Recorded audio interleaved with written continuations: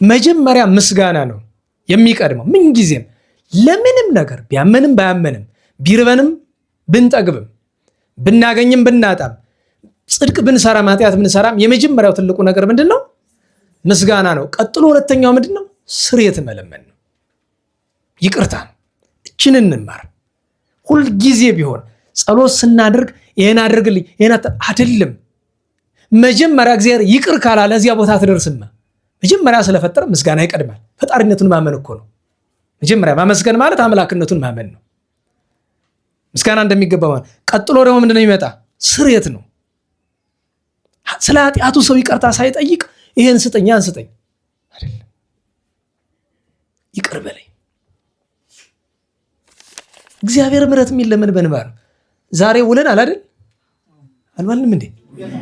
አልበደልንም? በድለናል።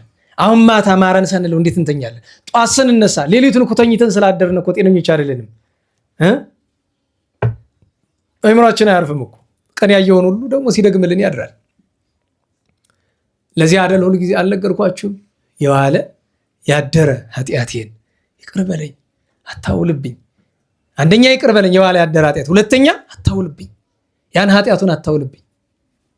በጎ ነገር ካለ ደግሞ አብረህ አውልልኝ። ከሁሉ በላይ ደግሞ አባቶቻችን ምን ይላሉ? ጌታዬ ባለፈው ቀን በልቤ ክፋት በአንደበቴ ሐሴት በሰውነቴ በደል ኃጢአት ይቅር በለኝ። ወይም የልቤን ክፋት የአንደበቴን ሐሰት ሰውነቴን ኃጢአት ይቅር በል። ምሕረት ከለመን በኋላ ከዚያ በኋላ የምንሻውን ነገር እንለምናለን። ልንለመናቸው ከሚገቡ ነገሮች መካከል አንደኛው ብዙ ሀተታ ውስጥ አልገባበትም ሰዓት ስለሄደ፣ ሁለተኛም አሁን ትዝ ሲለኝ ከ7 ዓመት በፊት 6 ዓመት በፊት ብዙዎቻችሁ ስላልነበራችሁ ይሆናል እንጂ አጣጣሚ ሚካኤል ላይ እንዲህ ያለ ርዕስ አንስተን ተምረን እናውቃለን። ልንለምነው ከሚገባን ነገር አንዱ ዘመነ አጸባ ስለሆነ አቤቱ ወደ ፈተና አታግባኝ። ወደ ፈተና አታግባኝ። ፈተና ቀላል ነገር አይደለም። ፈተና ያያችሁ ሰዎች ታውቁታላችሁ። ፈተና ውስጥ ያላችሁ ሰዎች እዚህ ፈተና መግባት ትፈልጋላችሁ? ሳትገቡ ግን ለምነን ነበረ። ሰው ከገባ በኋላ ነው የሚታየው። ሳንገባ ግን ፈተና ማለት ምን ማለት ነው? ባጭሩ በነገራችሁ ለፈተና የሚለውን ግዙ ምንድነው የሚለው? መንሱት። የግዙ ቃል ይከብዳል። እንዲያውም መልክዓ ሚካኤል ላይ በማህሌቱ አንቀጽ የለም እንጂ መልክዓ ሚካኤል አለ ሰላም ለአከናፊከ ሰላም ለአከናፊከ ስፉሃት ምስካበ ኩሉ ፍጥረት ሚካኤል ክቡር ሊቀ ካህናት አድነን እግዚኦ እምለትኪት ወባላንም ኩሉ መንሱት ይላል። ከክፉይቱ ዕለትኪት ምንድናት? ለጊዜው ሰው አደጋ መከራ ፈተና የሚገጥምበት ዕለት ነው ዕለትኪት። ዋናዋ ዕለትኪት ግን ለእያንዳንዳችን ዕለተ ሞት ናት። ዕለትኪት ከሁሉ የከፋቸው የመጨረሻዋ ዕለትኪት ግን ኃጥአን በፍርድ ቀን ሁሩምኔ ሲባሉ ያችን ናት ዕለትኪት ማለት። ታስታውሱም ከወራት በፊት ዲያቆን ማግባት አለባችሁ ብዬ እህቶች ተናግሬ የለ አቤት አቤት እንዴት እንደተሰደብኩ ብታውቁት። ሰው እያላከለ እኔ ስድብ ለማየት መቼም አልገባም። ሰው ግን ወደ ይልከዋል ገሌ እንዲህ ያለህ ምናምን እያሉ። ሰው አስተካክሎ ማሰብ አይችልም። ብዙ ሰው ደህና ዋላችሁ። በዚህ ዘመን ግልጹ ማንነጋገር አብዛኛው ሴት ዲያቆን ማግባት አይፈልግም። ይህ እኮ የታወቀ ነው። ለምን? አብዛኛው ዲያቆን ድሃ ስለሆነ አይደለም? በጥቂቶቹ በቀር። በስመ አብ ወወልድ ወመንፈስ ቅዱስ አሐዱ አምላክ። በስመ አብ ወወልድ ወመንፈስ ቅዱስ አሐዱ አምላክ። በስመ አብ ወወልድ ወመንፈስ ቅዱስ አሐዱ አምላክ አሜን። ይትባረክ እግዚአብሔር አምላከ እስራኤል ወአምላከ አበዊነ ቅዱሳን ዘተሳሃለነ ወገብረ መድኃኒተ ለሕዝበ ዚአሁ። ይቅር ያለን ለወገኖቹ ለምእመናን መድኃኒትን ያደረገ የአባቶቻችን አምላክ የቸርነት ጌታ ቸሩ እግዚአብሔር ከዚህ ሰዓት ከዚህ ዕለት ያደረሰን ቅዱስ ስሙ የተመሰገነ ይሁን። እንዴት ዋላችሁ? ቸሩ መድኃኔ ዓለም ፈጣሪያችን ለአምላክነቱ እንደሚገባ ቅዱስ ስሙ የተመሰገነ ይሁን። ቸሪቱም መብርሃን ወላዲተ አምላክ ቅዱስ መስቀል ቅድስት ቤተ ክርስቲያን ያከበራቸው ቅዱሳን ሁሉ ስማቸው የተመሰገነ ይሁን። እንኳን አደረሳችሁ። ቸሩ አምላካችን መድኃኒታችን ኢየሱስ ክርስቶስ ከቅዱሳን በረከት ያሳድርብን። የቅዱስ ሉቃስ ወንጌል ምዕራፍ 11 ቁጥር 1። ከዚህም በኋላ በአንዲት ቦታ ጸለየ። ጸሎቱንም በጨረሰ ጊዜ ከደቀ መዛሙርቱ አንዱ ጌታ ሆይ ዮሐንስ ለደቀ መዛሙርቱ እንዳስተማራቸው ጸሎት አስተምረን አለው። እርሱም እንዲህ አላቸው፣ በምትጸልዩበት ጊዜ እንዲህ በሉ፣ በሰማያት የምትኖር አባታችን ሆይ ስምህ ይቀደስ፣ መንግሥትህ ትምጣ፣ ፈቃድህ በሰማይ እንደሆነ እንዲሁም በምድር ይሁን። የዕለት ምግባችንን በየዕለቱ ስጠን፣ እኛም የበደለንን ሁሉ ይቅር እንድንል በደላችንን ይቅር በለን። አቤቱ ወደ ፈተና አታግባን፣ ከክፉ ሁሉ አድነን እንጂ። እንዲህም አላቸው፣ ከመካከላችሁ ወዳጅ ያለው ሰው ቢኖር በመንፈቀ ሌሊት ወደ እርሱ ሄዶ እንዲህ ቢለው፣ ወዳጄ ሆይ 3 እንጀራ አበድረኝ፣ ወዳጄ ከመንገድ መጥቶብኛልና የማቀርብለት የለኝም። ያ ወዳጁም ከውስጡ ሆኖ አትዘብዝበኝ፣ ደጁን አጥብቀን ዘግተናል፣ ልጆችም ከኔ ጋር በአልጋ ላይ ተኝተዋል፣ እሰጥ ዘንድ መነሳት አልችልም ይለዋልን? ወዳጁ ስለሆነ ሊሰጠው ባይነሳ እንኳ እንዳይዘበዝበው ተነስቶ የወደደውን ያህል ይሰጠዋል። እኔም እላችኋለሁ፣ ለምኑ ይሰጣችኋልም፣ ፈልጉ ታገኛላችሁም፣ ደጅ ምቱ ይከፈትላችኋልም። የሚለምን ሁሉ ይሰጠዋልና፣ የሚፈልግም ያገኛልና፣ ደጅ ለሚመታም ይከፈትለታልና። ከእናንተ መካከል ልጁ ዳቦ የሚለምነው አባት ቢኖር ድንጋይ ይሰጠዋልን? አሳ ቢለምነውስ በአሳ ፈንታ እባብን ይሰጠዋልን? ወይስ እንቁላል ቢለምነው በእንቁላል ፋንታ ጊንጥ ይሰጠዋልን?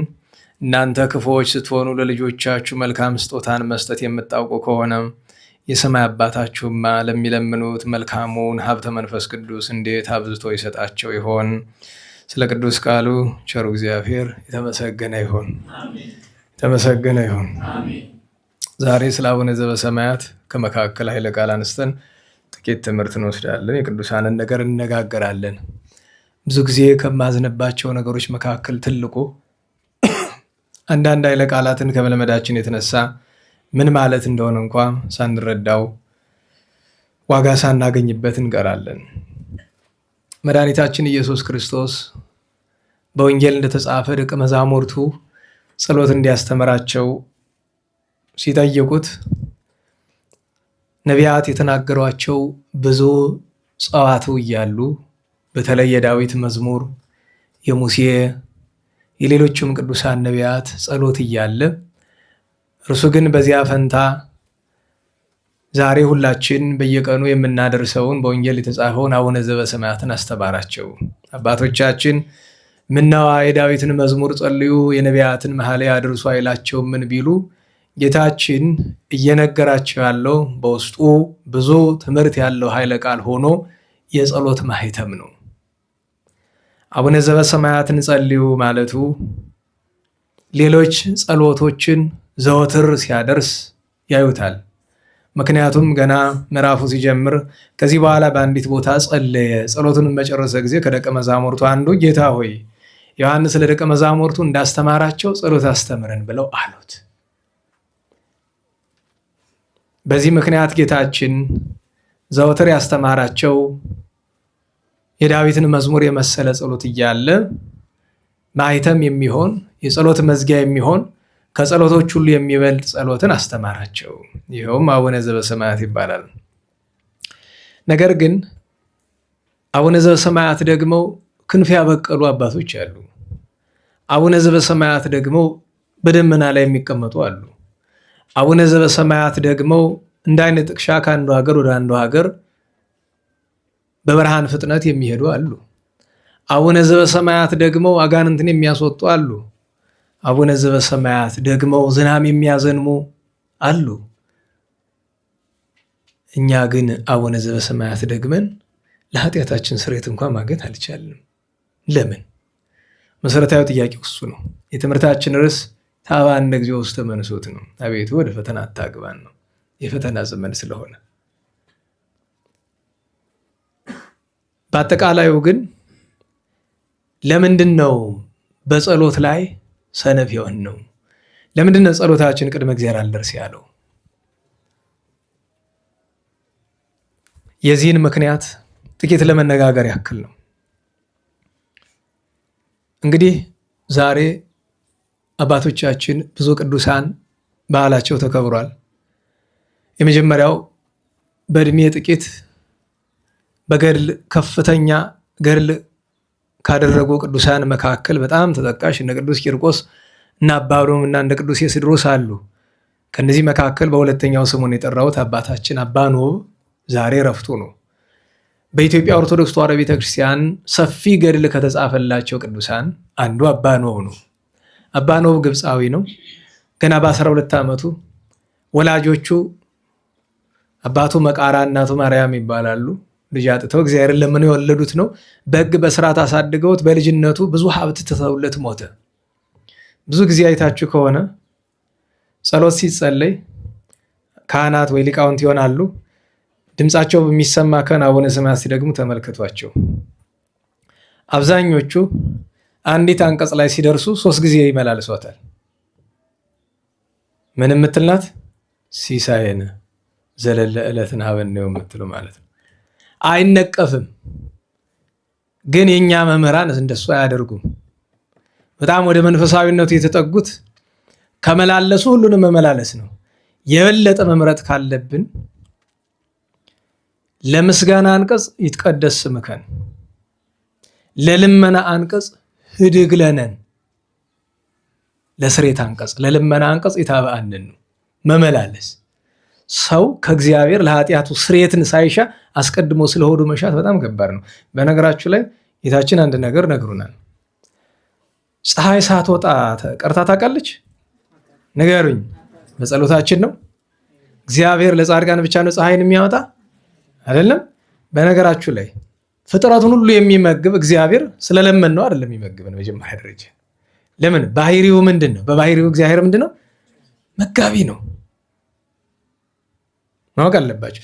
ታዲያ ሰው ስለ ምግቡ መለመን የለበትም አይደለም፣ መለመን አለበት።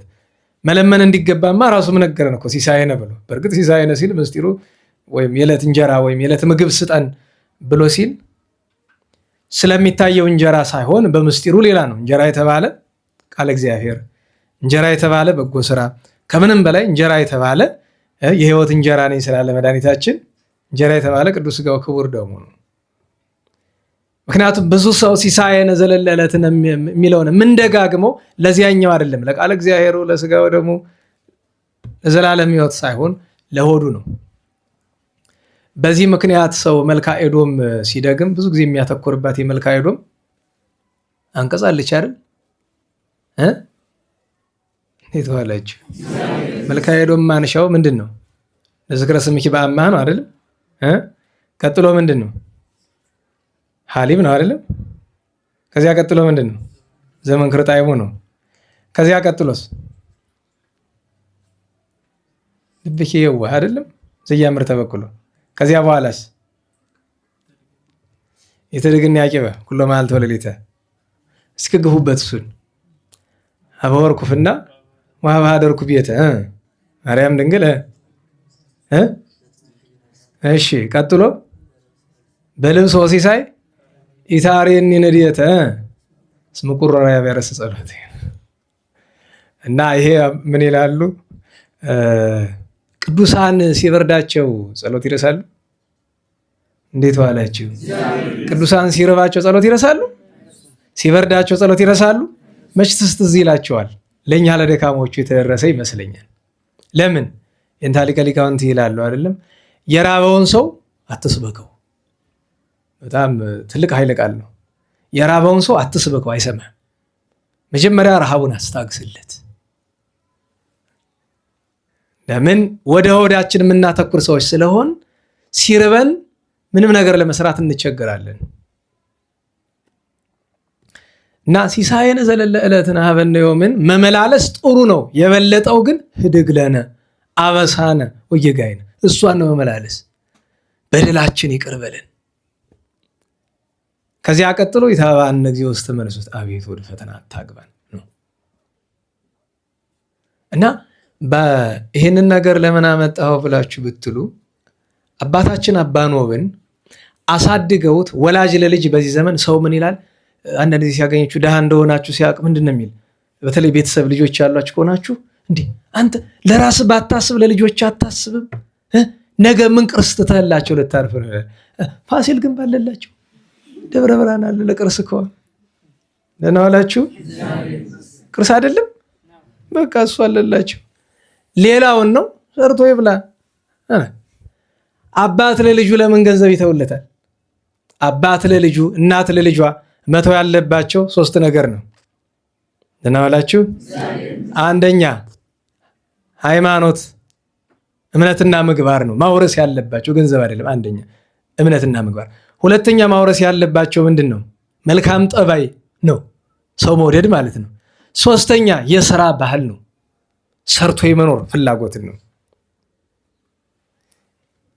አንድ ሰው የጎንደር ሰው በምን ተበላሽ አለ። ቁጭ ብሎ እየበላ ቁጭ ብሎ ምን አግኝቶት ነው የሚበላ? አብዛኛው ዘመዱ አሜሪካ ነው፣ የቀረው ደግሞ በረሃ ያርሳል። አንዱ እየሰራ አንዱ ይበላል። እናንተ መሀል አንዱ መጥቶ አሁንም አለ ላማክር ብሎ እኔ ትልቅ ነገር መስሎኛል። እንግዲህ ለሱ ትልቅ ሊሆን ይችላል። ምንድነው ስለው እህቴ ውጭ ሀገር ነው ያለች አትረዳኝም አለ። በጥፊ ተንጠራርቼ በአቅም ሰው ደስ ደግሞ ወንዱ ነው እኮ ነው ጭራሽ ሴት እህቱ። እኔ በነገራችሁ ላይ እህት ሆነ ወንድም ሆነ አጎት አክስት አንተን የመርዳት ግዴታ አለበት? ንገሩኝ። ከፈለገ እኮ ነው፣ ካልፈለገስ እንዴ አንተ ገሌ ሳይረዳኝ የሚባል ነገር አለ? ይህ እኮ በጣም ትልቅ መንፈሳዊነታችን መጉደል ብቻ እኮ ነው። ድንቁርና እኮ ነው፣ በስጋዊ ነውር ነው እኮ ገሌ ሳይረዳኝ ብለህ ቅሬታ። እንዴ አባቶቻችን ጥሩ ተረትና ምሳሌ ያላቸው አይደለም? እንኮ የማያውቅን ስጡኝን ማን አስተማረው ይላሉ። ውጭ ሀገር ያሉ ወንድም እህቶቻችን ችግራቸው ይሄ ነው። የሚገርማችሁ ነገር አይረዱንም ብለው ዘመዶቻቸው አያናግሯቸው። ሰርተ ብላ። አንዳንዱ ደግሞ ውሰጅኝ ይላል። በራስ መንገድና ከፈለክ እሷን የላካት እሱ ነው ንገሩኝ። እና ያላካትን ውሰጅ የሚላት ምን ብሎ ነው? ከፈለገች ትውሰደው፣ ካልፈለገች እሷ ፍላጎት ነው። እንድናስተውለው የምፈልገው ነገር ወላጅ ለልጁ ማስቀመጥ ያለበት ነገር እምነትን፣ ምግባርን፣ መልካም ጠባይን እና ሰርቶ መኖርን ነው። እኔ በነገራችሁ ላይ ህፃናትን ሲያስተምር ለምሳሌ የአስኳላ ትምህርት አለ አይደለም? የዘመናዊ ትምህርት የመጀመሪያው 3 ዓመት ከ4 ዓመታቸው ጀምሮ እስከ 6 ዓመታቸው የሚማሩበት ይባላል ኬጂ ይባላል። ኪንደር ጋርተን ይባላል። ምን ማለት ነው? እንዴት ዋላችሁ? ወደ ወንድሞቻችሁ ልጆቻችሁን ታስገባላችሁ አይደል? ምን ማለት ነው ኪንደር ጋርተን? በ18ኛው ክፍለ ዘመን አካባቢ የነበሩ ጀርመናውያን የሰጡት ስም ነው። ኪንድ የሚለው ምን ዋላችሁ? ህፃናት ልጆች እንደማለት ነው። ጋርተን ጋርደን ነው፣ የልጆች ገነት ወይም የልጆች መዝናኛ። ሙዓለ ህፃናት ሲባል ተማላችሁ አይደል? እንደዛ ነው። ኪንደር ጋርተን ጀርመንኛ ነው መጀመሪያ ነገር፣ እንግሊዘኛም አይደለም። ዓላማው ምንድን ነው ከተባለ ልጆችን የትምህርት ፍላጎት እንዲያሳድሩ ወይም ይሄ ላይፍ ስኪል ይባላል፣ መኖር፣ መግባባት፣ እንደዚህ አይነት ነገሮችን ማስተማር ነው። በምን በጨዋታ መልክ ዘመናዊ ነገር ነው ነገር በጨዋታ መልክ ከሰው ጋር እንዴት እንደሚገናኙ ትምህርት እንዴት መያዝ እንዳለች እንደዚህ አይነት ነገሮችን ማስተማር ነው። የሚገርማችሁ በተለያየ ዓለም የተለያየ አሰጣጥ አለ። ለምሳሌ በጣም በዚህ ትውልድ በመስራት ደረጃ የተሳካላት የምትባል ጃፓን ናት። ግን ጃፓን የተሳካላት ወጣት እስከሚሆነው ድረስ ነው። ከዛ በኋላ በጣም ችግር ነው። ምክንያቱም ጃፓን ውስጥ ታውቃላችሁ በዓለም ራሳቸውን የሚያጠፉ በጣም ብዙ ሰዎች የበዙባት ሀገር አንዷ ጃፓን ናት። ምክንያቱ ምንድነው ሲባል የህይወት ትርጉም ይጠፋባቸዋል። ምክንያቱም አይረባቸውም፣ አይጠማቸውም፣ ሁሉ ነገር የተሟላ ነው አይደለም። ሰው እኮ ለሆድ አይደለም የሚኖሩ። እኛ እኮ የተፈጠርን ለሆድ አይደለም። አንዲት እናት እንደዚህ ያለች ይባላል አይደል? ገበያ በሸቀጥ እየነገረች ነው የምትኖረው። በጣም ደህና ናት እና ስትሰራ ውላ ሄዳ ለጆሮዋ ጉትቻ ገዝታ ስትመጣ ጎረቤት ያያታል። እንዴ አንቺ ደህና እኮ ነሽ፣ እቤት ልጆች ምን ሊበሉ ነው ብሎ ሲላት እግዚአብሔር የከፈተውን ጉሮሮ ሳይዘጋው አያድርም። እኔ የከፈትኩን ጆሮ እኔ ነኝ የምዘጋው። ትነድሉት የለ ጌጥ ማንጠልጠያ ይነደላል አይደል አለች ይባላል አይደል? በነገራችሁ ላይ አብዛኛው ማህበረሰብ እኮ የፈለገውን ያክል ሊቸግረው ይችላል እንጂ እኮ እግዚአብሔር ቸር ነው፣ ጦም አያሳድርም እኮ። በሆነ ምክንያት የሆነ ነገር ተመግበው ማደራቸው አይቀርም። እግዚአብሔር ቸርነቱ ብዙ ነው እና ሰዎች አሜሪካ መሄድ ስኬት፣ ገንዘብ ማግኘት ስኬት ነው የሚመስለዋል ሰው። እስቲ የምትፈልጉትን ነገር ሁሉን ነገር ብታደርጉ ቀጥሎ የሚመጣባችሁ ምኞት ይመስላችኋል? መሞት ነው የምትፈልጉት። ምክንያቱም ትርጉም አይሰጥማ።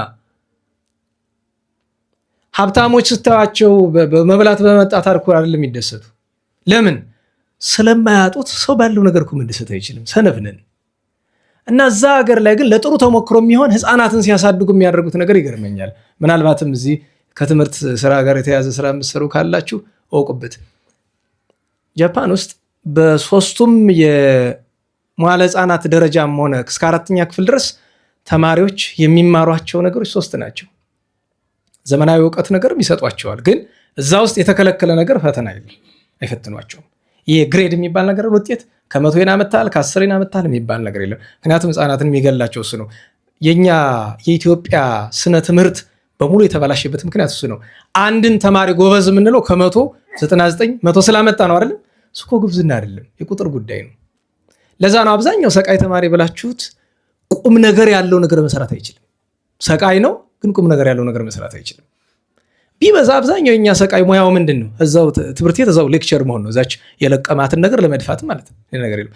ጥናት አድርጎ ሀገር የተቸገረችበትን ነገር መፍትሄ የሚያመጣ ሰው ታውቃላችሁ? የሁሉ ፕሮፌሰር የሁሉ ዶክተር ምንድን ነው የሚሰራ? ደህና ዋላችሁ። በሺህ የሚቆጠሩ ዶክተሮችና ፕሮፌሰሮች አሉን አይደለም? ለኢትዮጵያ ችግር ጠብ ያደረጉት ምንድን ነው? እነ ዶክተር አክሊሉ ታውቃላችሁ አይደለም? አክሊሉ ለማ አይደለም? ስማቸው ሲጠራ ምን ትዝ ይለናል? ቢላርዚያ አይደለም? እንደዚያ ነው አቁም ነገር። ይሄ ሁሉ ዶክተር ፕሮፌሰር በየዘርፉ ያለው ምንድነው የሚሰራ? ተማሪን የሚያስተምር ያውም ቆሎ የሆነ ተማሪ ማለት ነው። ቆሎ 2 ነገር አለው። አንደኛው ስትሉት ምን ይወጣዋል? ገለባ። ከዛ አልፎ ቀጥሎ ምንድነው የሚደረገው? ወይ ለመበላት ወይ ለመከካት ነው። ሌላ ነገር የለው። እኛም ትውልድ ለመበላት የተዘጋጀ ነው፣ ለመከካት ፎርማቲቭ እኔ ዝም ብዬ ቁጭ ብዬ አስበዋለሁ። 12 ዓመት ልጆች የሚማሩትን ነገር ጭምቅ ብናደርገው የ1 ዓመት ትምህርት አይወጣውም እኮ። አንድ ሰው ሁሉንም ሳብጀክት የማወቅ ግዴታ አለበት? ንገሩኝ። የሚያስፈልገው ከሳይንስ ጥቂት ነገር፣ ከሂሳብ ጥቂት ነገር አይደለም፣ ከቋንቋ ጥቂት ነገር፣ ከታሪክ ጥቂት ነገር፣ ከማህበረሰብ ከጂኦግራፊ ጥቂት ነገር ትሰጠውና ከዛ በኋላ ዘርፉን ለይተህ በሙያው ልክ ብቻ መስደድ አይደለም እንጂ። እስቲ በሞት ልጠይቃችሁ፣ 12ኛ ክፍል የጨረሳችሁ እስቲ በሉ፣ ሰዓት አትግደሉብን፣ ከፍ አድርጉት። አረ በደንብ እሺ፣ አውርዱት። ከ1 እስከ 12 ከተማራችሁ ትዝ የሚላችሁን እስኪ ንገሩኝ። አለ? ፎርማሊቲ ነዋ። የለም። እኔም ትዝ አይለኝም። በነገራችሁ ላይ የምኖረው ኑሮ ቤተክርስቲያን ባስተማረችኝና በግል ጥረት ባነበብኩት ነገር ነው እንጂ 1ኛ እስከ 12ኛ ከዛ በኋላም ኮሌጅ ዩኒቨርሲቲ የተማርኩት ትምህርቶችን ታክል ትዝ የሚለኝ የለም። ለምን? የኢትዮጵያ የትምህርት ሂደት 99.9% ፌለር ነው። ለምን ብትሉ ኮፒ ነው፣ ከማይሆን ቦታ ነው ያመጣ ነው። በነገራችን ላይ ትምህርት ስኬታማ የነበረ በስነ ምግባር ስላልያዙት ነው እንጂ ትምህርት ስኬታማ የነበረ በቀዳማዊ ኃይለ ሥላሴ ዘመን ነው። በጣም ስኬታማ ነበር በጊዜው። ከሰውም መጥቶ ከሰው ሀገርም መጥቶ እንዲሁ አያያዙን አውቀውበት ነበረ። እና በእውነቱ ትውልድ መተካት ሲታሰብ ለልጅ በሚለው ነው። ከሁሉ በላይ አንድ ሰው ዶክተር ከሚሆንና እውነተኛ ሰው ከሚሆን የትኛው ይሻለዋል? ሰውነቱን አጥቶ ህሊናውን አጥቶ ዶክተርና ፕሮፌሰር ምን ያደርጋል? ዩኒቨርሲቲዎቻችን ሰው ያመርታሉ? ስንት ነው? 40 ምናምን ነው አይደል ዩኒቨርሲቲ ያለ የሚባል ኢትዮጵያ ውስጥ ሰው የሚያመርት ዩኒቨርሲቲ ታውቃላችሁ? የለም፣ ዲግሪ ነው። አንድ ወንድማችን የሚለው ነገር አለ አይደል? የኛ ሀገር ትምህርት በደንብ ታደነቁረውና የሚገባውንም የማይገባውንም ነገር ሰጠ ታደነቁረውና ለድንቁርናው ሽልማት ዲግሪ ትሰጠዋል። አደንቁረህ ዲግሪው ለድንቁርና ማለት ድንቁርናውን እንዲወደው በቃ። እና ታዲያ አደባባይ ይወጣልና ሳይማር ያስተማረንን ማህበረሰብ ይላል። እንዴት ዋላችሁ? 2 ስህተት። ሳይማር ብሎ እውነተኞቹን ትክክለኛ አዋቂዎችን እንደሱ ዘመናዊ ፊደል ያልቆጠሩ ግን እውነተኛ አዋቂዎችን ይሳደባል። ሳይማር ብሎ ያስተማረኝ ብሎ ራሱ እንደመሩ ይቆጥራል። 2 ስህተት። እና ዘመናዊ ትምህርት የምትማሩ ሰዎች ይወቁበት። ሰብዕናችሁ ላይ አተኮሩ። ልንገርህ፣ ስትሬት አምጥተህ 4 ይዘህ ብትመረቅም ያው ተመረክም። በነገራችሁ ላይ ሰቃይ ተማሪ ሆኖ እኮ የሚለምኑ አሉ። አታውቁም? ሰቃይ ተማሪ ሆኖ እኮ አረብ ሀገር ተቀጥሮ እኮ ቤት ሲጠርጉ የሚውሉ ሞልተዋል። እንዲህ አንዳንድ ጊዜ የስራ ማግኛ ቀዳዳ ነው ብለህ አስበህ እኮ ማለት በትምህርት ጥሩ ውጤት ማውጣት መጥፎ ነው እያልኩ አይደለም። የሚቀድመው ግን አለ። የሚቀድመው ሰብዕና ነው፣ ሰውነት ነው የሚቀድመው። የሀገራችን ትምህርት ፌለር የምታውቁት ስነ ዜጋ የሚባል ትምህርት ነበር አለ። አታስታውሱ? በጣም የሚቀፍ ትምህርት ማለት እሱ ነው። እኔ በህይወት የማስታውሰው። በነገራችን ላይ እኛ በምንማርበት ጊዜ አልነበረም። ያገኘሁት መቼ ነው?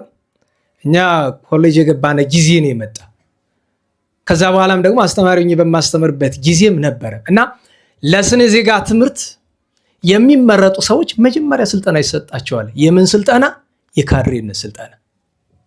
ይሄ አስተማሪ ስለነበርኩ ስለማውቀው ብዬ ነው። እና የሚሰጠው የውስጡ ትምህርት ያለውን የወቅቱን መንግስት እንዳትቃወም እንድትደግፍ ነው እንጂ ሰው እንድትሆን አይደለም፣ ኢትዮጵያዊ እንድትሆን አይደለም። ቅድም ብያቸዋለሁ። ወላጅ ለልጆቹ እምነትና ምግባር ያወርስ ምን ማለት ነው? እምነት ማለት እኮ ፈሪሃ እግዚአብሔር ማለት ነው። እግዚአብሔርን የሚፈራ ማህበረሰብ ያስፈልጋል። ቀጥሎ ምግባር ነው፣ በጎ ስራ እኮ ነው። ቀጥሎ ምን ያስተምራልኩኝ? ጠባይ፣ መልካም ጠባይ። ቀጥሎ የስራ ባህል። ኢትዮጵያ ውስጥ በአብዛኛው ሀብታም የሚባለው ዲግሪ ያለው ነው የሌለው ነው? ገንዘብ ፈልገህ ከሆነም እኮ ዲግሪው መንገድ አይሆንም። በእውነቱ ዲግሪ አትያዙ እያልኩ አይደለም። ለፎርማሊቲው ያዙት፣ ችግር የለው። ስትሬት አታምጡ አይደለም፣ አምጡ፣ ለፎርማሊቲ ይሆናቸዋል። ነገር ግን በምድርም በሰማይም የሚጠቅም ነገር አይደለም። እቺ ዓለም እኛ አናታችን ላይ ሰራችብን ነው እንጂ ነገርኳችሁ። የ12 ዓመቱን ትምህርት ጭምቅ አድርጋችሁ በጥቂት ጊዜ ያልቃል። ለምን የሰው ህይወት ይባክናል? እድሜው ደህና ዋላችሁ። እግዚአብሔር መድኃኔዓለም እንዲያው በቸርነቱ ይደግፈን። ምክንያቱም አሁን የምታዩት ሀገር ብጥብጥ የሚል ማን የፈጠረው ነው? 3 አካላት የፈጠሩት እኮ ነው። አሁን ያለነው ትውልድ 3 አካላት ነው የፈጠሩን። መጀመሪያ ወላጆች ናቸው እንዲህ ያደረጉን እኮ። ምክንያቱም ወላጆች ልጆቻቸው ተሳካላቸው ብሎ የሚያስቡት ወይ አሜሪካ ሲሄዱ ነው ወይ ዲግሪ ሲጭኑ ነው፣ ካልሆነ ደግሞ በምንም ይሁን በምንም ገንዘብ ሲያገኙ ነው። በነገራቸው ላይ ስርቆትን ጨምሮ ማለት ነው። እኔ አውቃለሁ እዚህ ሰፈር ልጆቻቸው እንደሚሰርቁ ማጅራት እንደሚመቱ እያወቁ ያንን የሚያበረታቱ እና ማጅራት መትተው የሚገቡበትን ሰዓት ስለሚያውቁ በር ከፍተው ተንከባከበው የሚያስገቡ። ከነዚህ መካከል አንዱን የሚገርማችሁ ነገር ልጅየው ማጅራት የሚመታው ቢያጣ ጠብቆ የገዛ አባቱን ታንትራውን ብሎ ጥሎታል። ደግ አደረገ አትልም? ያሰኛል እኮ። በራሱ ሲደርስበት ግን ኋላ ቀበሌ ላይ ስብሰባ ተዳረገ። ማጅራት መች ጠቆሙ ሲባል ሰውየው እጁን አወጣ። ማን ሊጠቁም ነው? ሌባን የፈለጋችሁ የኔ ልጅ አለላችሁ አይደል? ዋናው ምስክር ነው። አይኔ ነው ምስክር፣ እኔንም መጥቶኛል ውሰዱ። መጀመሪያ ይልም ነበረ ሌላ ሰው አንገት ሲሰብር። በምንም ይሁን ገንዘብ ነው በቃ። አሁንም ድረስ በነገራቸው ላይ ቆራቢ፣ መልካም፣ ደግ የምትሏቸው ወላጆች ከገንዘብ ያለፈ ጭንቅላታቸው ለማሰብ በጣም ይቸገራል። አሁን ያለውን እንዲህ ያለውን ትውልድ የፈጠረ መጀመሪያ ወላጅ ነው። ቀጥሎ በጣም የሚያሳዝነው ነገር ይህን ትውልድ የፈጠረች ቤተ እምነት ጭምር ናት። ደህና ዋላችሁ። ስነ ምግባር ያለው ትውልድ ስታስብ ቤተ ክህነቱ ስነ ምግባር ያለው ሰው ታውቃለህ? አቁም አንነጋገር። ስነ ምግባር ያለው ዲያቆን አይናፍቅም ማየት? ኧረ ቄስም ይናፍቃል። ኧረ ወደ ላይ ይናፍቃል። ደንጠራው ከብዶን ነው እንጂ አይናፍቅም። እንዴት ዋላችሁ? ምውት እኮ ነው ጠቅላላ። አስባችሁታል? ዘረኝነቱን ስታስቡት ምንድን ነው ይህንን የፈጠረው? በዚህ ዘመን ያለን የቤተ ክርስቲያን አገልጋዮች በቁማችን የወደቅንበት አንዱ 3ኛ ትውልድ የፈጠሩ የትምህርት ተቋማት ናቸው። ኬጂ ከምትለው ጀምሮ ታውቃላችሁ። ግብረ ሰዶማዊነት በጣም በኬጂ ደረጃ እንኳን መሀል ሀገር ስትሄዱ ታዳጊዎች ህፃናቱ ልቆሸዋል እኮ። እዚህም አካባቢ መጥቷል። ጠብቁ፣ ተቆጣጠሩ አካባቢያችሁን። በነገራችሁ ላይ ገንዘቡን ብቻ አትዩ። እዳ ስላለባችሁ ነው። ወደዚህ የምጠቁም ወደ በዓቶች ነው። ትምህርት ቤት ከፍቶ መልካም ስራ እየሰሩ ነው፣ ግን ተጠንቀቁ። ሲገባ አታውቁትም። ጠላት ክፉ ነው። ለልጆች ስነ ምግባር ስለመስጠት በጣም አብዝታችሁ አስቡ። ሰብዕናቸውን ስለመስራት አስቡ። ቅድም ምሳሌ አድርጌ የነገርኩላችሁ የጃፓን እስከ 4ኛ ክፍል ድረስ የሚገርማቸው ነገር መሰረታዊ ነገር ስለ ጃፓናዊነትና ስለ ሰውነት ነው የሚያስተምሯቸው። ለምሳሌ ጃፓን የ1ኛ ደረጃ ትምህርት ቤት ላይ ጽዳተኛ አይቀጠርም፣ ክልክል ነው። ማንም ያጸዳ? ራሳቸው ህፃናቱ ናቸው። በልቶ የበላበትን ምግብ የሚያጥብ ህፃን አላችሁ ከቤት? ታዳጊ አላችሁ ከቤት? የምታውቁት አለ? የለም። ይህንን ያስተምሯቸዋል። ታላላቆችን ስለማክበር በጃፓን ውስጥ ህፃናት ትልልቆች ሲሄዱ ቆርጠው አያልፉም። ልክ እንደኛው ባህል ቆሞ ነው። ዛሬ ቆሞ የሚያሳልፋችሁ ታዳጊ አለ? ሰላም ሲባባል ጃፓናውያን እንኳን ሌላ ይቅርና ጠቅላይ ሚኒስትሩ የጃፓን ሰላም ሲል እንዴት ነው? ማንኛውም ተራ ሰው ናችሁ እንኳን ብትገቡ እንዴት ነው ሰላም ይላችሁ? ከወገቡ በደንብ ጥፍሎ የመስገድ ያክል ነው። እሱ የባውዳው እንደሚሉት እንደ መስገድ ያክል ነው። እንዲህ ያለውን ስነ ምግባር ነው የሚያስተምሯቸው። በዚህ ምክንያት ነው ጃፓናዊነትን አጽንተው የሚጠበቁት። እኛ ጋር ግን ስትመለከቱ እንዴት ዋላችሁ? ነገርን አመጥቶት ነው። ሁሉም ትምህርት ነው። ርዕሳችን ጸሎት ላይ ቢሆንም እንኳን እና እግረ መንገዱንም የልጆች ነገር ከተነሳ ላይ ቀር ማጠቃለያ ያላደርገውና ስለ ልጆቻችን እግዚአብሔርን ምንድን ነው የምንለምነው? ወይ ስለ ህፃናት ምንድን ነው የምንለምነው እግዚአብሔርን? አታስታውሱም? ከዓመታት በፊት ነግሬያቸዋለሁ። አንድ ሰው መጥቶ እንኳን ደስ አለ አለ። ለምኑ አልኩት። ልጅ ስለወለድክ እሱን መንግስተ ሰማያት የገባ ቀን ትለኛለህ። አቆየው፣ እስከዚህ አቆይልኝ። እንደዚህ ተብሎ ሲባል እብደት ማጋነን ሊመስል ይችላል። መውለድን እንደ ስኬት የሚቆጥር ሰው ካለ ችግር ነው። አየህ፣ ዲግሪና መውለድ ስኬት አይደሉም። ዲግሪ እውነተኛ ትምህርት ከሆነ የተማርከው ሰርተ ፍሬ አፍርተ አገር ወገን ስጠቅም ያን ቀን ነው ኮንግራጁሌሽን መባል ያለብህ እንጂ የሆነ 4 ማዕዘን ጥቁር ጨርቅ አናት ላይ ስለለጠፍክ አይደለም። የሆነ ወረቀት የሆነ ሰርቲፊኬት ስለተሰጠ አይደለም። ስኬት እሱ ነው አይደለም። ባረባ ነገር የምንረካውንናል። እና አንድ ወላጅ ስኬታማ የሚባል ቅዱስ የሆነ ልጅ ይህን ሁሉ ያመጣ ነው ባባ ነው አይደል? ቅዱስ የሆነ ልጅ በማሳደግ ነው። እና ወላጆቹ የተውለት ንብረት አይቆጠርም። ልክ በቴክታና በጥሪቃ እንደሚባለው በከብት ጆሮ ሁሉ ሊታሰር የሚችል ነው። በጣም ብዙ ነው ወርቅና ብር። እና ያስተማሩት ትምህርት እነሱ ካረፉ በኋላ ሲመለከተው አኮኑ ዝንቱ ሁሉ ኃላፊ ውእቱ፣ ይሄ ሁሉ እኮ ኃላፊ ነው፣ ቀሪ ነው፣ ምን ያደርግልኛል አለና እስቲ ለነፍሴ የሚበጀኝን ልፈልግ ብሎ ቅዳሴ ላይ ያስቀድስ ገባ። ልክ አባ እንጦንስ እንደሰማው እሱም ቅዳሴ ላይ ሰማ። ያችን ኃይለ ቃል ሁሉን ትተህ ተከተለኝ የምትለውን ኃይለ ቃል እያሰበ ካህኑ ሊሰብክ መድረክ ላይ ሲወጣ እሱ ቁጭ አለ ከታች። ልጆች ክርስቶስን አምላካችሁን በምንም ነገር እንዳትለውጡ ደማችሁን አፍሱ እንጂ ሲል ሰማው። ጥሩ ካህናት ያስፈልጉናል። ከቤቱ ተመለሰ። ቅንጣት ታክል አላሰብም፣ አላመነታም። ያለውን ንብረት በሙሉ አልኳችሁ ሰባራ ነገር ሳያስተርፍ ከልባሳት ልብሶች ልጆች ያካፈለ። ከዚያ በኋላ በአባ ኖብ ሕይወት ውስጥ ያለፈው መከራ እንኳን እኛ ለሰማይታቱም ይከብዳቸዋል። አብረውት ለተሰቃዩ ብዙ ሰማይታት በዚህ ቅዱስ የመከራ ዘመን ውስጥ የተሰዉ ቅዱሳን ሰማይታት እኮ ወደ 190 ሺህ ይደርሳሉ። በነገራችሁ ላይ ለረጅም ጊዜ ስለሆነ የተሰቃየ አንድ ጊዜ ይህን ያልሽ አንድ ጊዜ ያን ያልሽ እየሆኑ በየአገሩ የሚገርማችሁ ነገር እንዴት ዋላችሁ? አስቡት እናንተ ልጆች ወልዳችሁ ሁላችን ልጆች ወልደን በከረሜላ የሚታለሉ ልጆች ነው የምናሳድገው። በረባ ባረባ ሴቶቻችንን ሹገር ዳዲ ይባላል አይደል? ገንዘብ አሳይተው ድንግልናቸውን የሚያጠፉባቸው፣ ለገንዘብ ጉጉት ያላቸው፣ ለመልኳ አብዝታ የምትጨነቅ እንደዛ አይነት ልጆች ነው የምናሳድግ ሁላችንም። ጥፋቱ የኛ ነው። ለምን? እኛ ራሳችን ስላልተሰራን ነው መስራት ያልቻልነው። እና በአንዱ ሀገር እጁን እግሩን ሲቆርጡት፣ ቆዳውን ሲልጡ፣ የደም ስሮችን ሲያወጡ፣ በመጋዝ ሲቆርጡት ይቆዩና ይደክማቸዋል። እሱ አይደክምም። ለምን? ልቡ በእግዚአብሔር ፍቅር የተያዘ ነው። ምድራዊውን ነገር ሁሉ የናቀ ስለሆነ እነሱ ድክም ሲላቸው እስቲ ወደ ሌላ ሀገር ላከ፣ ወደ ሌላ ሀገር ይልኩታል። ደሞ በዛ ያሰቃዩታል። ደሞ በዛ ያን ሁሉ ቻለ፣ ታገሰ፣ ደሙ እንደ ውሃ ፈሰሰ። በትዕግስት ሁሉንም ድል አድርጎ ቅዱስ ሚካኤል ረዳት ሆኖት መድኃኒታችን ተገልጦ 3 አክሊል አቀዳጅቶት በዚህች ቀን ሰማዕትነት ተቀበለ። እግዚአብሔር በረከቱን ያሳድርብን። የታወቀ ጸሎት አለው ጊዜ የሚጸለው ጌታዬ ሆይ ቸር መልአክህን ሚካኤልን ላክልኝ ይላል። ሌላኛው ቅዱስ ዛሬ አባታችን አባ ዘዮሐንስ ነው። የክብራን ገብርኤሉ ባጭር ማን ነው መድረክ መሪ ዛሬ? እስቲ ስም ምረጥ።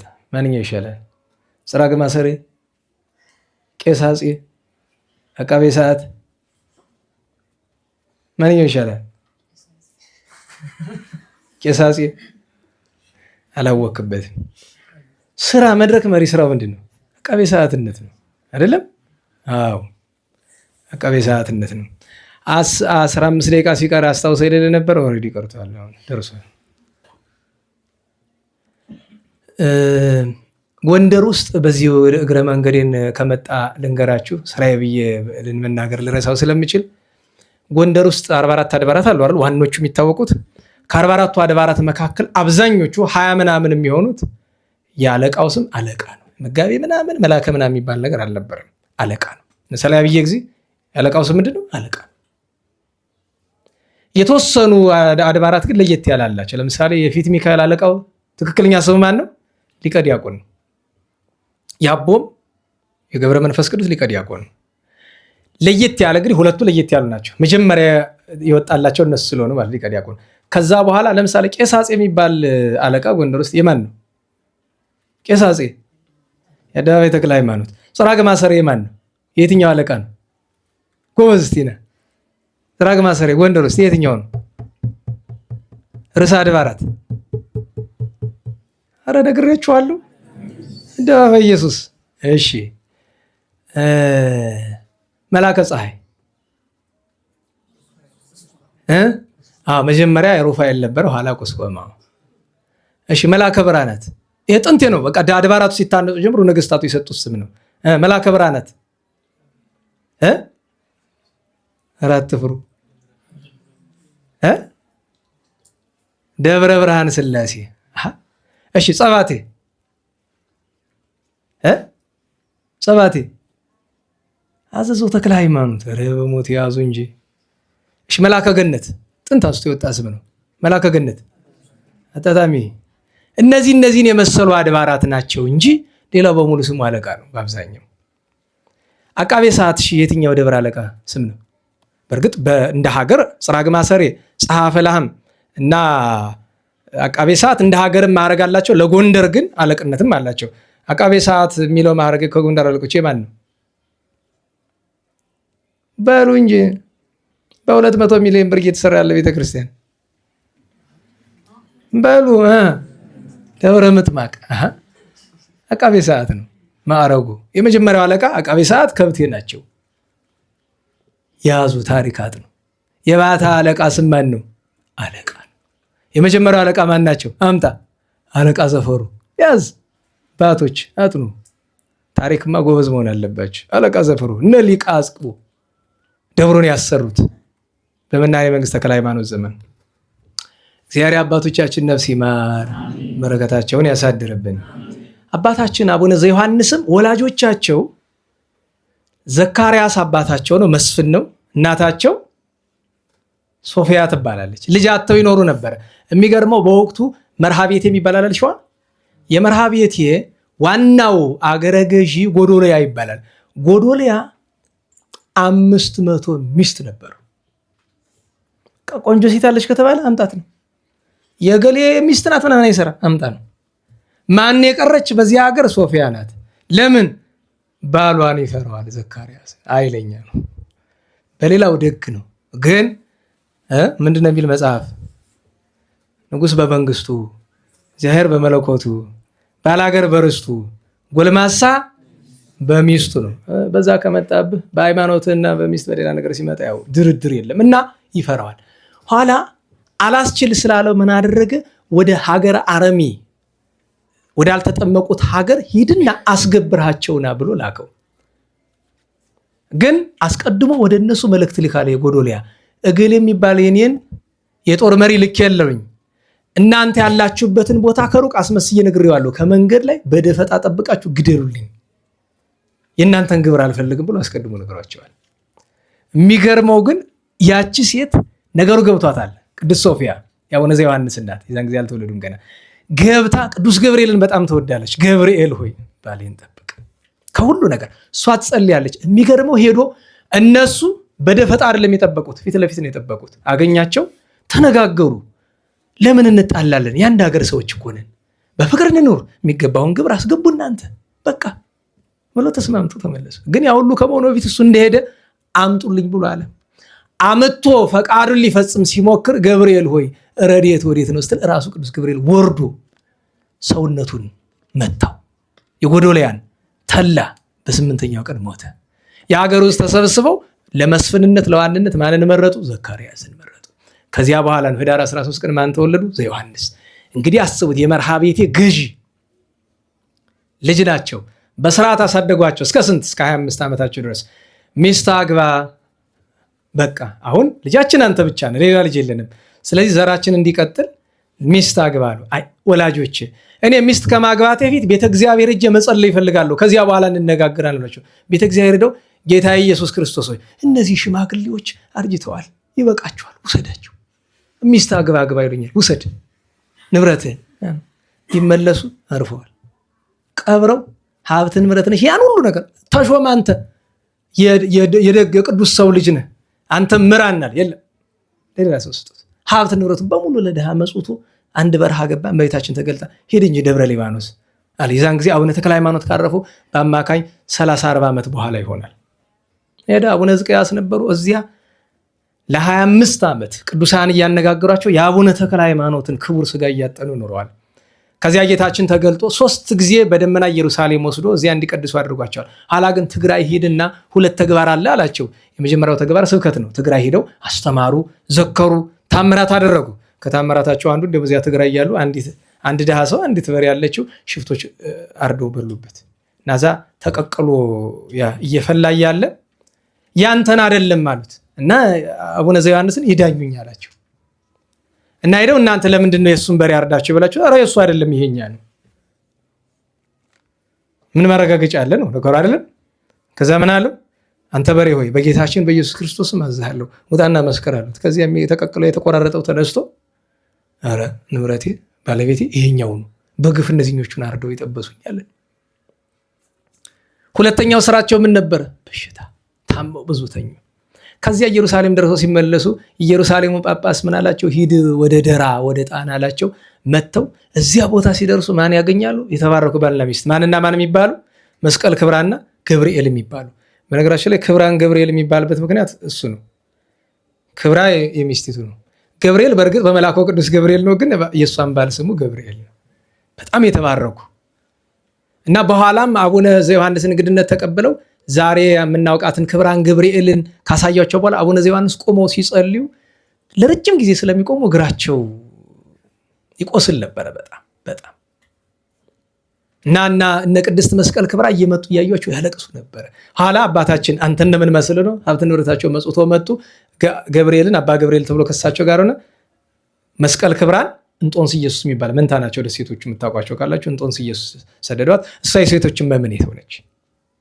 ከዚያ አንድ ቀን ለስብከተ ወንጌል ሲወጡ ህዝቡ ዘንዶ ሲያመልኩ አገኛቸው። ትልቅ ዘንዶ 60 ምናምን ክንድ የሚሆን ዘንዶ እና እመኑ በክርስቶስ ቢላቸው እንፈራዋለን ዘንዶውን አሉ። ጸሎት አድርገው እሱን ገደሉት። በዚያ ምክንያት ጃን ሾሃ የሚባል የወቅቱ ገዢ ብዙ አሰቃያቸው። ኋላ ግን ንጉሠ ነገሥት አምደ ጽዮን ሰራዊት ልኮ አድኗቸዋል። አካባቢውን እንዲያስተምሩ እና እያስተማሩ ሲሄዱ አንድ ሰው ይከተላቸዋል። ያው ቅዱስ መርቆሬዎስ ነገ ዓመት አይደለ? በዛ ምክንያት ነው። ያው ቅዳሜ ስለሆነ ማህሌቱን ቶሎ ለመዝለቅ እነዚያ ነው በጊዜ የደወሉት። እና አንድ ሰው ይከተላቸዋል። ዞር ብለው አዩት። ከራስ ፀጉሩ እስከ እግር ጥፍሩ ቁስል ብቻ እና ምን ሆንክ የኔ ልጅ አሉት። አባቴ ታድነኝ ዘንድ በፈጣሪ ስም ላንተ ይቻላል ብሎ አለ። ጸሎት አድርገው አዳኑት። ልከተልህ አላቸው። ተከተለኝ። ስም ማን ነው አሉት። መልከ ጼዴቅ። ከኔ ቀጥለህ የምትተካ አንተ ነው። በነገራቸው ላይ ሁለተኛው አበምኔት አባ መልከ ጼዴቅ ማለት እሳቸው ናቸው፣ የክብራን ገብርኤል። በአጠቃላዩ ለ35 ዓመት እዚያ ክብራን ገብርኤል በአበምኔትነት ኖሯል። 10 ዓመት በዓት ተዘግተውበታል። በ105 ዓመታቸው ነው በዚች ቀን ያረፉ። ታዲያ ልጅ ስለማሳደግ በዛ ሁል ጊዜ ዛሬ እየነካካ ነው ስለሆነ የልጅ ነገር ስለሆነ እሳቸውን የሚያሳድጉ እሳቸው በዛ ገዳም በረድነት የገባ አንድ ታዳጊ ነበረ። እዚህ በፊትም ነግሬያቸዋለሁ። በጣም አርጅተው ስለነበረ መንቀሳቀስ አይችሉም ነበረ ከደዌ ብዛት የተነሳና ሰው መላክ ፈልገው ከፊት ለፊት ያ ልጅ ነው ያለ እና መላክ አልፈለጉም። እሱ ነው ምክንያቱም መታዘዝ አይወድም፣ አይፈልግም። አስቡት እንግዲህ ገዳም ውስጥ ገብቶ መታዘዝ አይወድም። ምክንያቱም ለአንድ መነኩሴ ትልቁ ሀብቱ ምንድን ነው? መታዘዝ። ከሶስቱ የብቃት ጎዳናዎች መካከል አንደኛው ምንድን ነው የሚለው? ረድ ዘበጥባት አይደል የሚባል? በፍጹም ልቡ ጨክኖ የሚታዘዝ ረድ እኮ ነው። በቃ ረድ ማለት ራሱ ማለት ነው ረዳት ማለት እኮ ነው። ማይታዘዝ ማለት ነው። ረድ ማለት አማራጭ ስላጡ ጠሩት። በቦታው የሚላካቸው ሰው ስላልነበረ ዝም እየሰማ እንደዛ የሚያደናቆራል አይደል? ዝም አንዲት ቃል ካፋቸው ወጣች። ለያፍጥን ስራዌ ካሉት በእኛ በተለመነው ወደ አማርኛ ያው ያጥፋ እንደማለት ነው። እና ምን ነው ያን የሚያክል ጻድቅ ተራገሙት ብሎ እንደሆነ እርግማን አይደለም፣ ፍትሐ እግዚአብሔር ነው። ግፍግም አለ በግንባሩ እዛው ሞተ። መነኮሳት ተሰብስበው አለቀሱ። ያማ ከሆነ ነገስ እኛ እንዴት ልንሆን ብሎ ለመኗቸው። አላጸሎት አድርገው አስነስተውታል። እግዚአብሔር በረከታቸውን ያሳድርብን። ዛሬ የዛሬ ስንት ዓመት ማለት ነው 495 ዓመት ሞላ ደብረ ሊባኖስን ግራኝ አህመድ ካቃጠላት። አንዳንዶቹ ግራኝ አህመድ የሆነ ኢትዮጵያን የመግዛት ህልም ነው፣ የእርስ በርስ ፉክክር ነው፣ ሃይማኖት ማጥፋት አይፈልግም፣ ወራሪ አይደለም ይላሉ። ተው፣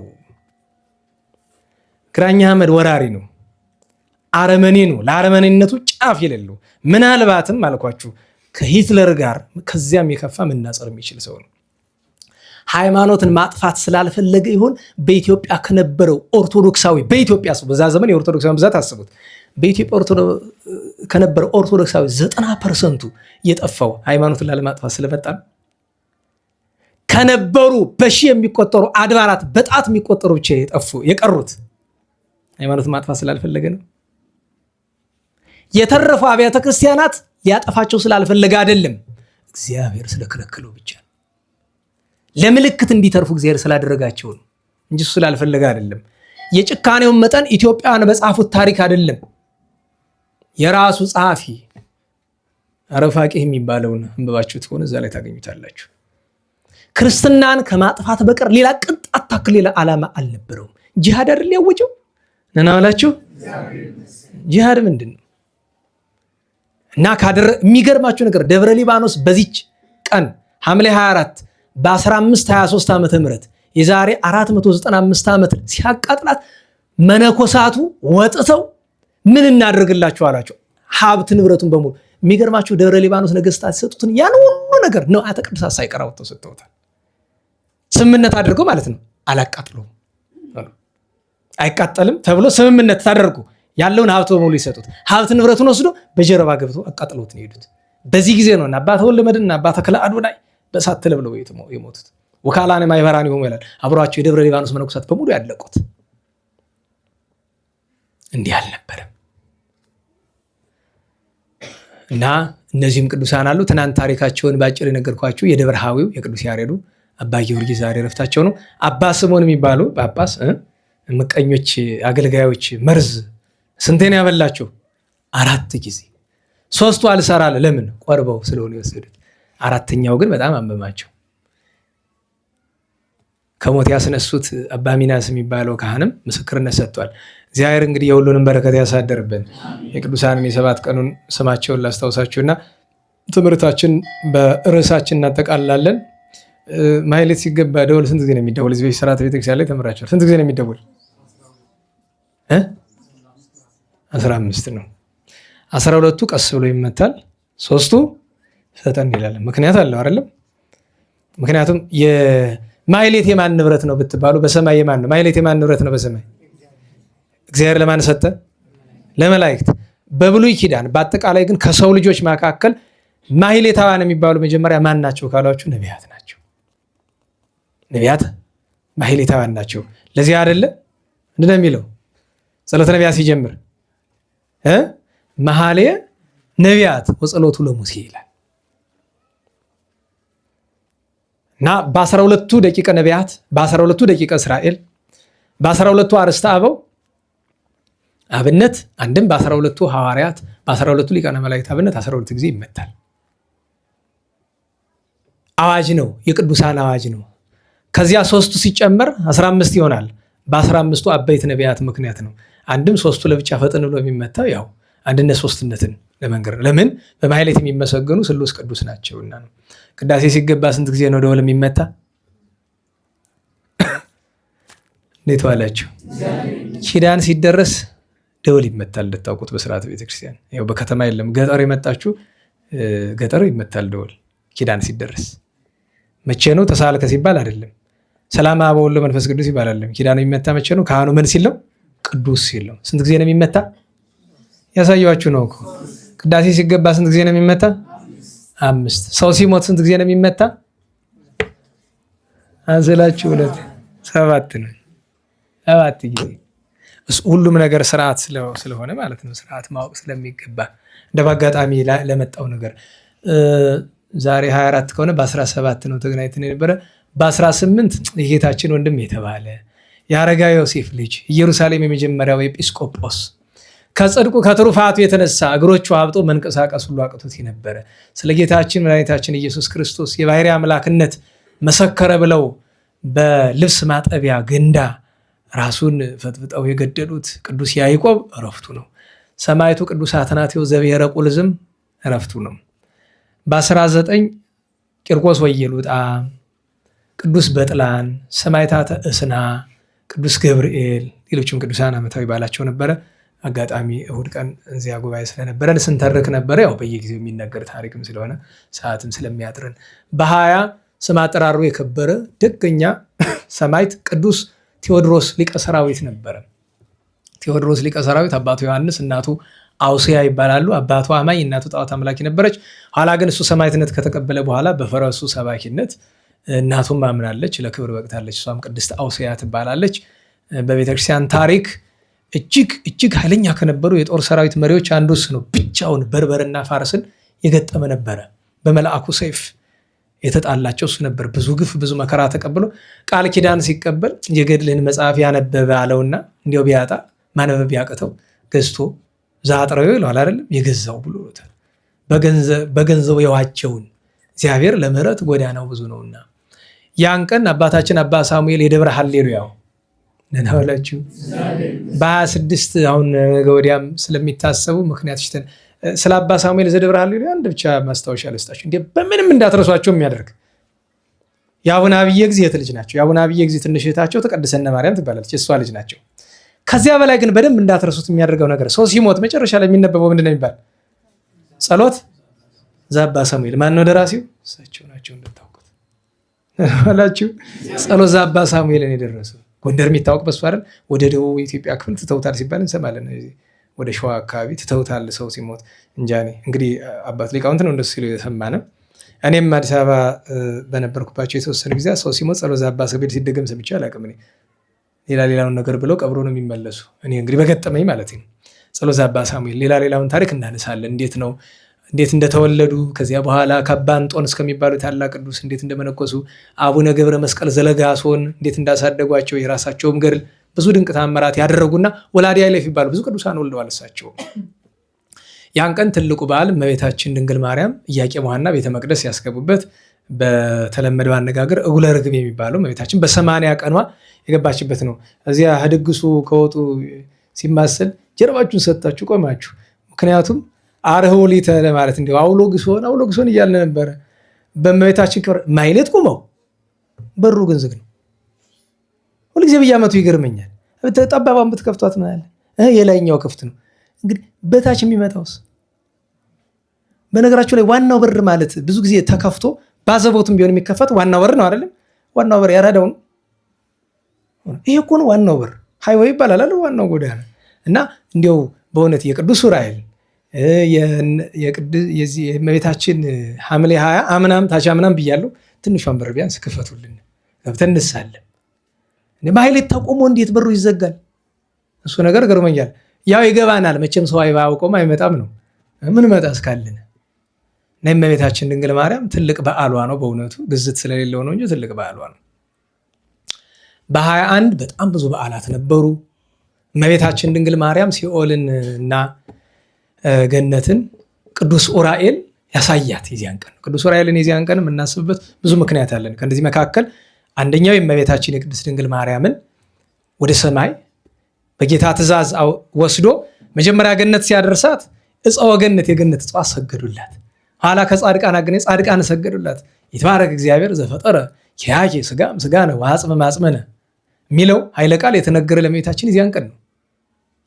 መጀመሪያም በእርግጥ በጌታ ትንሣኤም ተናግረውታል። በአካል ግን ሄዳ የተመሰገነች የሰገዱላት አበው ዕፀ ገነት የዚያን ቀን ነው። ኋላ ወደ ጌታችን መንበረ ጸባዖት ወስዷት አይላፍ መላእክት ሰገዱላት፣ ጌታችን አከበራት። ኋላ ምን አላት? እንድትለምነው ስለፈለገ ሲኦልን አሳያት አለው። መልአኩን ወስዶ አሳየት። አዘነች። በዚህ ምክንያት አዝና አልቅሳ የካቲት ኪዳነ ምሕረት የተቀበለችው ቃል ኪዳን መነሻው ሐምሌ 21 ነው።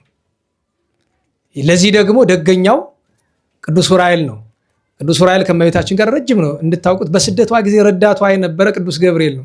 ነገር ግን ወደ ኢትዮጵያ ከመጣች ጀምሮ በሁሉ ቦታ የመራት ቅዱስ ዑራኤል ነው። የአስራት ሀገሩን እንድትቀበል ያደረገም ቅዱስ ዑራኤል ነው። በክንፎ ተሸክሞ ደመና ላይ አወጥቶ አገሪቱን አሳይቶ የአስራት ሀገር የተቀበለችበት ምክንያትም እሱ ነው። ጣና ይባላል አይደል? ትክክለኛ ቃሉ ምንድን ነው? ጻና ነው አይደል? ወይም ጥሩ ግዕዙ እናምጣው ከተባለ ምንድን ነው? ጻና ነው አይደለም? ማን?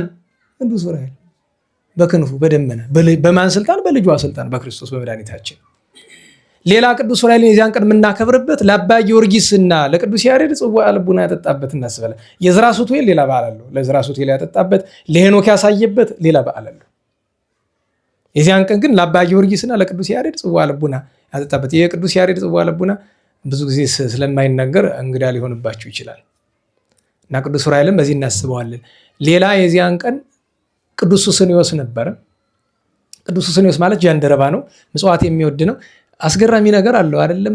ቅዱስ ቄርሎስ በኤፌሶን ጉባኤ የነበሩትን 200 ሊቃውንት ያገለግላቸው ነበር። ደስ አሰኛቸው። ለምን? ምጽዋት ይወዳል፣ ድሃ ይወዳልና በጣም ታመመ እና በህልሙ ወደ ሰማያዊ ሰርግ ሲጠራ አየና ለቅዱስ ቄርሎስ ነገረው። ቅዱስ ቄርሎስ ወዳጄ ሱስንዮስ እድሜ እንዲጨምርልህ ከደዌ እንዲያድንህ ልለምንልህ አለው። አዎ ግን ከደዌ አድነኝ፣ እድሜ ግን የምትጨምርልኝ ለድሃ ገንዘቤ እስካካፍል ብቻ ነው አለ። ለድሃ አካፈለ፣ አረፈ። የሚገርማችሁ ነገር ማን የገነዘው? ራሱ ቅዱስ ቄርሎስ። እዚያው ቁስጥንጥንያ ያለ ግጻዌ ላይ ስሙን ጽፎት ነው የወጣ ቅዱስ ሱስንዮስ ብሎ፣ እዚያው ላይ ቅድስና ሰጥቶት ነው የወጣ። ቅዱስን ያውቀዋል። አታውቁም? እንደና ዋላችሁ። ሌባን የሚያውቀው ማን ነው? ሌባው ነው። ቅዱስን የሚያውቀው ማን ነው? ቅዱስ ነው።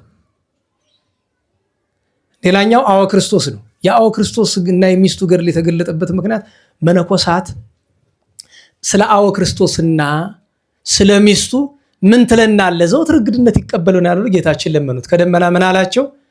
የእናንተ ገድል እስካሁን ድረስ ከዚህ ባልና ሚስት ገድል አልደረሰም አላቸው እና ደነገጡ። ሄደው ሲረዱ ለካ በድንግልና የሚኖሩ በትዳር ውስጥ ነው። እንግዳ ይቀበላሉ፣ ይጾማሉ፣ ይጸልያሉ። ተደንቀዋል በጣም። ያን ቀን ሌላኛው ጌታችን ሲሰቀል የነበረው ያሰቀለው ራሱ የመቶ አለቃው ቅዱስ ዮርዳኖስ ነው። በዛ በወንጌል ጠቅሶ የለ ይሄ የማን ልጅ ነው አለ። በኋላ መጨረሻ የእግዚአብሔር ልጅ ነው ብሎ ያመነበት ቅዱስ ዮርዳኖስ አንድ አይነ ነበር። በጌታ ግንዘት አይኑ የበራለት ኋላ በሰማዕትነት የተሰዋ ነው። ያን ቀን ትልቁ ደገኛው በዓል አባታችን በጸሎተ ሚካኤል ነው። እናዋላችሁ እንዴት ዋላችሁ? ባልና ሚስት ማርቆስና እግዚእ ክብራ የሚባሉ ካህኑ ቄሱ ማርቆስና እግዚእ ክብራ ሲኖሩ ልጆች ወልደዋል። የልጅ ችግር አልነበረባቸውም። ነገር ግን ያው ብዙ ሀብት ንብረት ስላልነበረው ቄሱ ቤተሰቦቿ መጥተው ይዘዋት ሄዱ። ለሌላ ሰው ነው ምንድራት እዚህ ድሃ ቄስ ጋር ትኖር ባሉ እንደ ዛሬ ዘመን ማለት ነው። ቄስ ድሃ አይደል የሚባል ዛሬ። እንዴት ዋላችሁ? ኧረ እንዴት ዋላችሁ? አታስታውሱም? ከወራት በፊት ዲያቆን ማግባት አለባችሁ ብዬ እህቶች ተናግሬ የለ? አቤት አቤት እንዴት እንደተሰደብኩ ብታውቁት። ሰው እያላከለ እኔ ስድብ ለማየት መቼም አልጋም። ሰው ግን ወደ ይልከዋል። ይኸው ገሌ እንዲህ ያለህ ምናምን እያለ ሰው አስተካክሎ ማሰብ አይችልም። ብዙ ሰው ደህና ዋላችሁ። በዚህ ዘመን ግልጹ ማንነጋገር አብዛኛው ሴት ዲያቆን ማግባት አይፈልግም። ይህ እኮ የታወቀ ነው። ለምን? አብዛኛው ዲያቆን ድሃ ስለሆነ አይደለም? በጥቂቶቹ በቀር። እውነቴን እኮ ነው። አንዲትን ሴት ዲያቆን ከተቻለሽ የመጀመሪያ አማራጭ መሆን ያለ እንዴ አስታውሱት፣ አስቡ። በስጋዊ መልክ ለምሳሌ እንየው። ከ150 ካሬ ሜትር እና ከ300 ካሬ ሜትር ቦታ መርጠው ሰድ ትባል የትኛው ነው የምትመርጡ? 300 ነው። ከ10 ሺህ ብር እና ከ5 ሺህ ብር መረጥ ብትባል የትኛው ነው የምትመርጥ? 10 ሺህ ብሩን ነው አይደለም? ንገሩኝ በቃ። እና አንዲት ሴት ከዲያቆን እና ከጨዋ ብትባል ዲያቆን ነው አስቀድም ያለባት አይደል? ምን ነው ወንጀሉ? እኔ አግብቻለሁ ችግር የለም ለሌሎቹ በማዘን ነው። እናንተም ቆማችሁ እንዳትቀሩ እነሱ ቆመው እንዳይቀሩ። እውነቴን ክህነት ያለው ጥሩ እኮ ነው። አሁንም እላለሁ ቅድሚያ ለዚህ ስጡ። ግን ያለው የሴት ቁጥርና ያለው ዲያቆን ቁጥር አይገናኝም። ስለዚህ ሌሎች ወንዶች አትዘኑ፣ የተበሳጫችሁ ችግር ይተርፋል። ምክንያቱም ኢትዮጵያ ውስጥ ያለ ዲያቆን ብትቆጥሩት ቢበዛ 200 ምናምን ሺህ ነው። እዚያ ውስጥ ደግሞ ብዙዎቻችን አግብተናል። የቀረው ጥቂት ነው። ያለው ሴት ስንት ነው? ምኑ ተቆጥሮ እና የሰደቡኝ ሰዎች እግዚአብሔር ይስጣቸው፣ በእውነት ይማራቸው፣ ይማረን እንዲሁ እና አባታችን እንደዛ አደረጉባቸው። ከዛ ሄዶ ካህኑ ወደ ነፍስ አባቱ ሄደ። መፍትሄ አጣ። ኋላ ወደ አንድ ገዳማዊ አባት ሄደ። እባክህ ክህነት አደጋ ውስጥ ወድቅ፣ እንዴ ሳልበድል እንደዚህ ያደረጉኝ እኮ አለው። ከዛ ያ ገዳማ በቃ አማራጭ የለም ብሎ ባትለቁ ይሉ ረባካቸው አላቸው። አልሰማል። እንግዲያስ አለ ለአንድ ሌሊት ማድረግላት ጸሎት ስላለ ሰጡኛል። እግዚእ ክብራን ማለት ነው። እሺ ብሎ ሰጡት።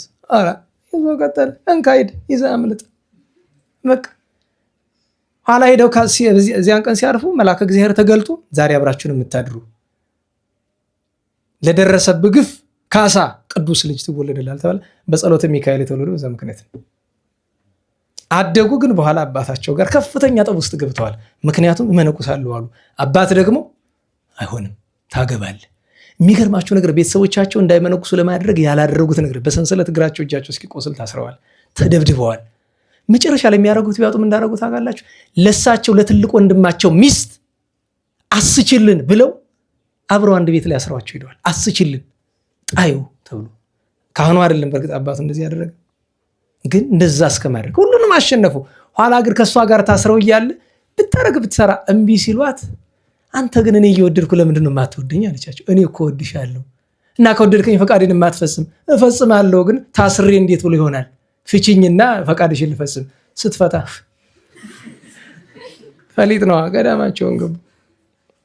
በብዙ ገድል ኑረዋል። በጣም በጸሎተ ሚካኤል ድንግል አዛል ወመስተጋደል ሰማይ ተዋሂድ ይባላል። ዘይፈር ሞተ በቅድመ ቀታልያን ኃይለኛ ለሐቅ ብቻ የሚቆም ስንት ቅዱሳንን የወለደ በቤተክርስቲያናችን ታሪክ በኢትዮጵያ ለየት ያለ ነው። ቅንጣት ታክል ፍርሃት የለው። እችን ታክል ሐቅ በወቅቱ አቡነ ዮሐንስ የሚባለው ግብፃዊ ጳጳስ ጉቦ ይቀበላሉ ክህነት ለመስጠት እንደዛሬው ማለት ነው። ሰሙ ቀጥ ብለው ሄዱ። የሐዋርያትን ሲኖዶስ ጠቅሰው እርሶም ክህነት የሰጧቸው ሰዎችም ሁላችሁም እናንተ ክህነት የላችሁ። በዚህ ምክንያት ወስዶ ደግሞ ያ ነገር ሰርቶ ንጉሱ ጋር አጣላቸው። ተደብድበዋል፣ ተገርፈዋል፣ ተሰደዋል። ድንቅ ተአምራትን በየተሰደዱት በደራ ተሰደዋል፣ በዚህ በወሎ ተሰደዋል፣ በትግራይ መጨረሻ ወሎ ማከዳ እዚያ ነው ያረፉ። በስደት በመከራ እያሉ ብዙ ግፍ ደርሶባቸዋል። ድንቅ ድንቅ ተአምራትም አድርገዋል። ካደረጓቸው ተአምራት በዚያ በደራ እያሉ ብዙዎችን አስተምረው ከእስልምና ከጣዖት አምልኮ የሚመልሷቸው ነበርና አንዱን ኢብራሂም የሚባለውን ከእስልምና አስተምረው አብርሃም ብለው አጠመቁት። ነገር ግን ጥሩ ክርስቲያን ሆኗል። ግን ደግሞ ፍቅር ነው ያለቀቀውምና ለራት ክብረ በዓል ስለነበረ አሳ አምጣልኝ ብለው ወደ ባህር ይልኩታል። አሳ አጥማጁ 3 አሳ ይሰጠዋል። አንዱን ደህናውን አሳ መርጦ ከዱር ደብቆት ሁለቱን አሳ ይዞ ይሄዳልና ሰዓት ስላለፈባቸው ልጆች ለማዕድ እንቀመጥ ነው ጸሎተ ማዕድ እያደረጉ ይስቃሉና ልጆቻችን አባታችን ዛሬ የምነካው ይላሉ። ከዛ ማዕዱ ላይ አባታችን ምን ሆነ ነው የምትስቅ? አይ አንዲቷ አሳ ስትቀር እየታየኝ ነው እንጂ። ከዚያ መጣ ወዳጃችን መጣ እንቀበል ብሎ ወጡና አባቴ ወይ ያገኘዋት እችን ነው ብሎሃል ብሎ 2 አሳ ሰጣቸው። ይህም ብቻ ነው የሰጠኸው? ጥሩ በል ልጄ ደህናዋል፣ ግን እንዳይበላህ ተጠንቀቅ ብሎት ገቡ። አልዞረለት። ያን ጢሻ ግልጥ ቢያደርገው አሳው ምን ሆኗል? አንድ ስም ያክል እባብ ሊቦጣው ሲል እየሮጠ ያ ሲከተለ ሲሮጥ መጥቶ እሳቸውን አቀፈ። ተብሎ ገሰጹት። በመስቀል የማርኩት መልሶ አሳ ሆነ።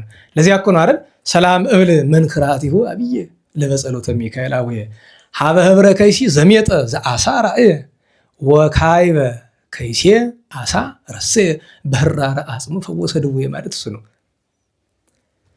ኋላ ያ ሰው ከተገሰጸ በኋላ ያንን አሳ ደቀ መዛሙርቱ ይዘውት ገቡና አባታችን በጸሎተ ሚካኤል ቤት እንዳንበላው እባቡን አይተነዋል፣ እንዳንተ ታምራት ተደርጎበታል። ምን እናድርገው አላችሁ? ጥበሱት አሉ። ጠበሱት፣ በደንብ አሳረሩት፣ ፍጩት፣ ፈጩት። ቅዱስ ቅባ አምጡልኝ አሉ። ቅባ ቅዱስ በዚያ ነከሩት። በዚያ ተቀብልቶ ያለን ድውይ የለም። ድውይ በፈወሻ አደረጉት። ሌላኛው ተአምራቸው አባ ዘአማኑኤል ጋር በስደት አብረው እያሉ ሁለቱም ደቀ መዛሙርት አላቸው። አባ ዘአማኑኤል በጣም ብስጩ ነበሩ። በጣም ቅዱስ ናቸው፣ ግን ቁጡ ናቸው። እና ለራት ጳኩሲማ ሲጋግሩላቸው ህብስቱን አረረበት፣ ከረረበት። አባ በጸሎተ ሚካኤል ደቀ መዝሙር እባክህ ቀይረኝ፣ የኔ መምህር አኑረኝ፣ ያንተ ትዕግስተኛ ነው፣ እንዲያው ምንም አፈር ብታቀርብለትም ይበላል፣ እባክህ ቀይረኝ። እሺ ብሎ ቀይረው። ማዕድ ቀረበ፣ ጸሎት ተደረገ። ጸሎተ ማዕድ ተከፈት ቢሉት መስዋዕቱ ቤት ቢያረጉት ቢሰሩት አባ ዘአማኑኤል ጠርጥሮ ደቀ መዝሙራቸውን ጠርተው ያረካት ነገር አለች። ለምንድን ነው የማይከፈት? ደህና ዋላችሁ። አለመከፈት በብቃት አለ፣ አለመከፈት በተንኮልም አለ። ሰምታችሁ ታውቃላችሁ። በዚህ በኛው አካባቢ አባትና ልጅ አባት ተንኮል ያውቃሉ። አብነት ይባላል። አብነት አይደለም ነገሩ፣ መተት ነው።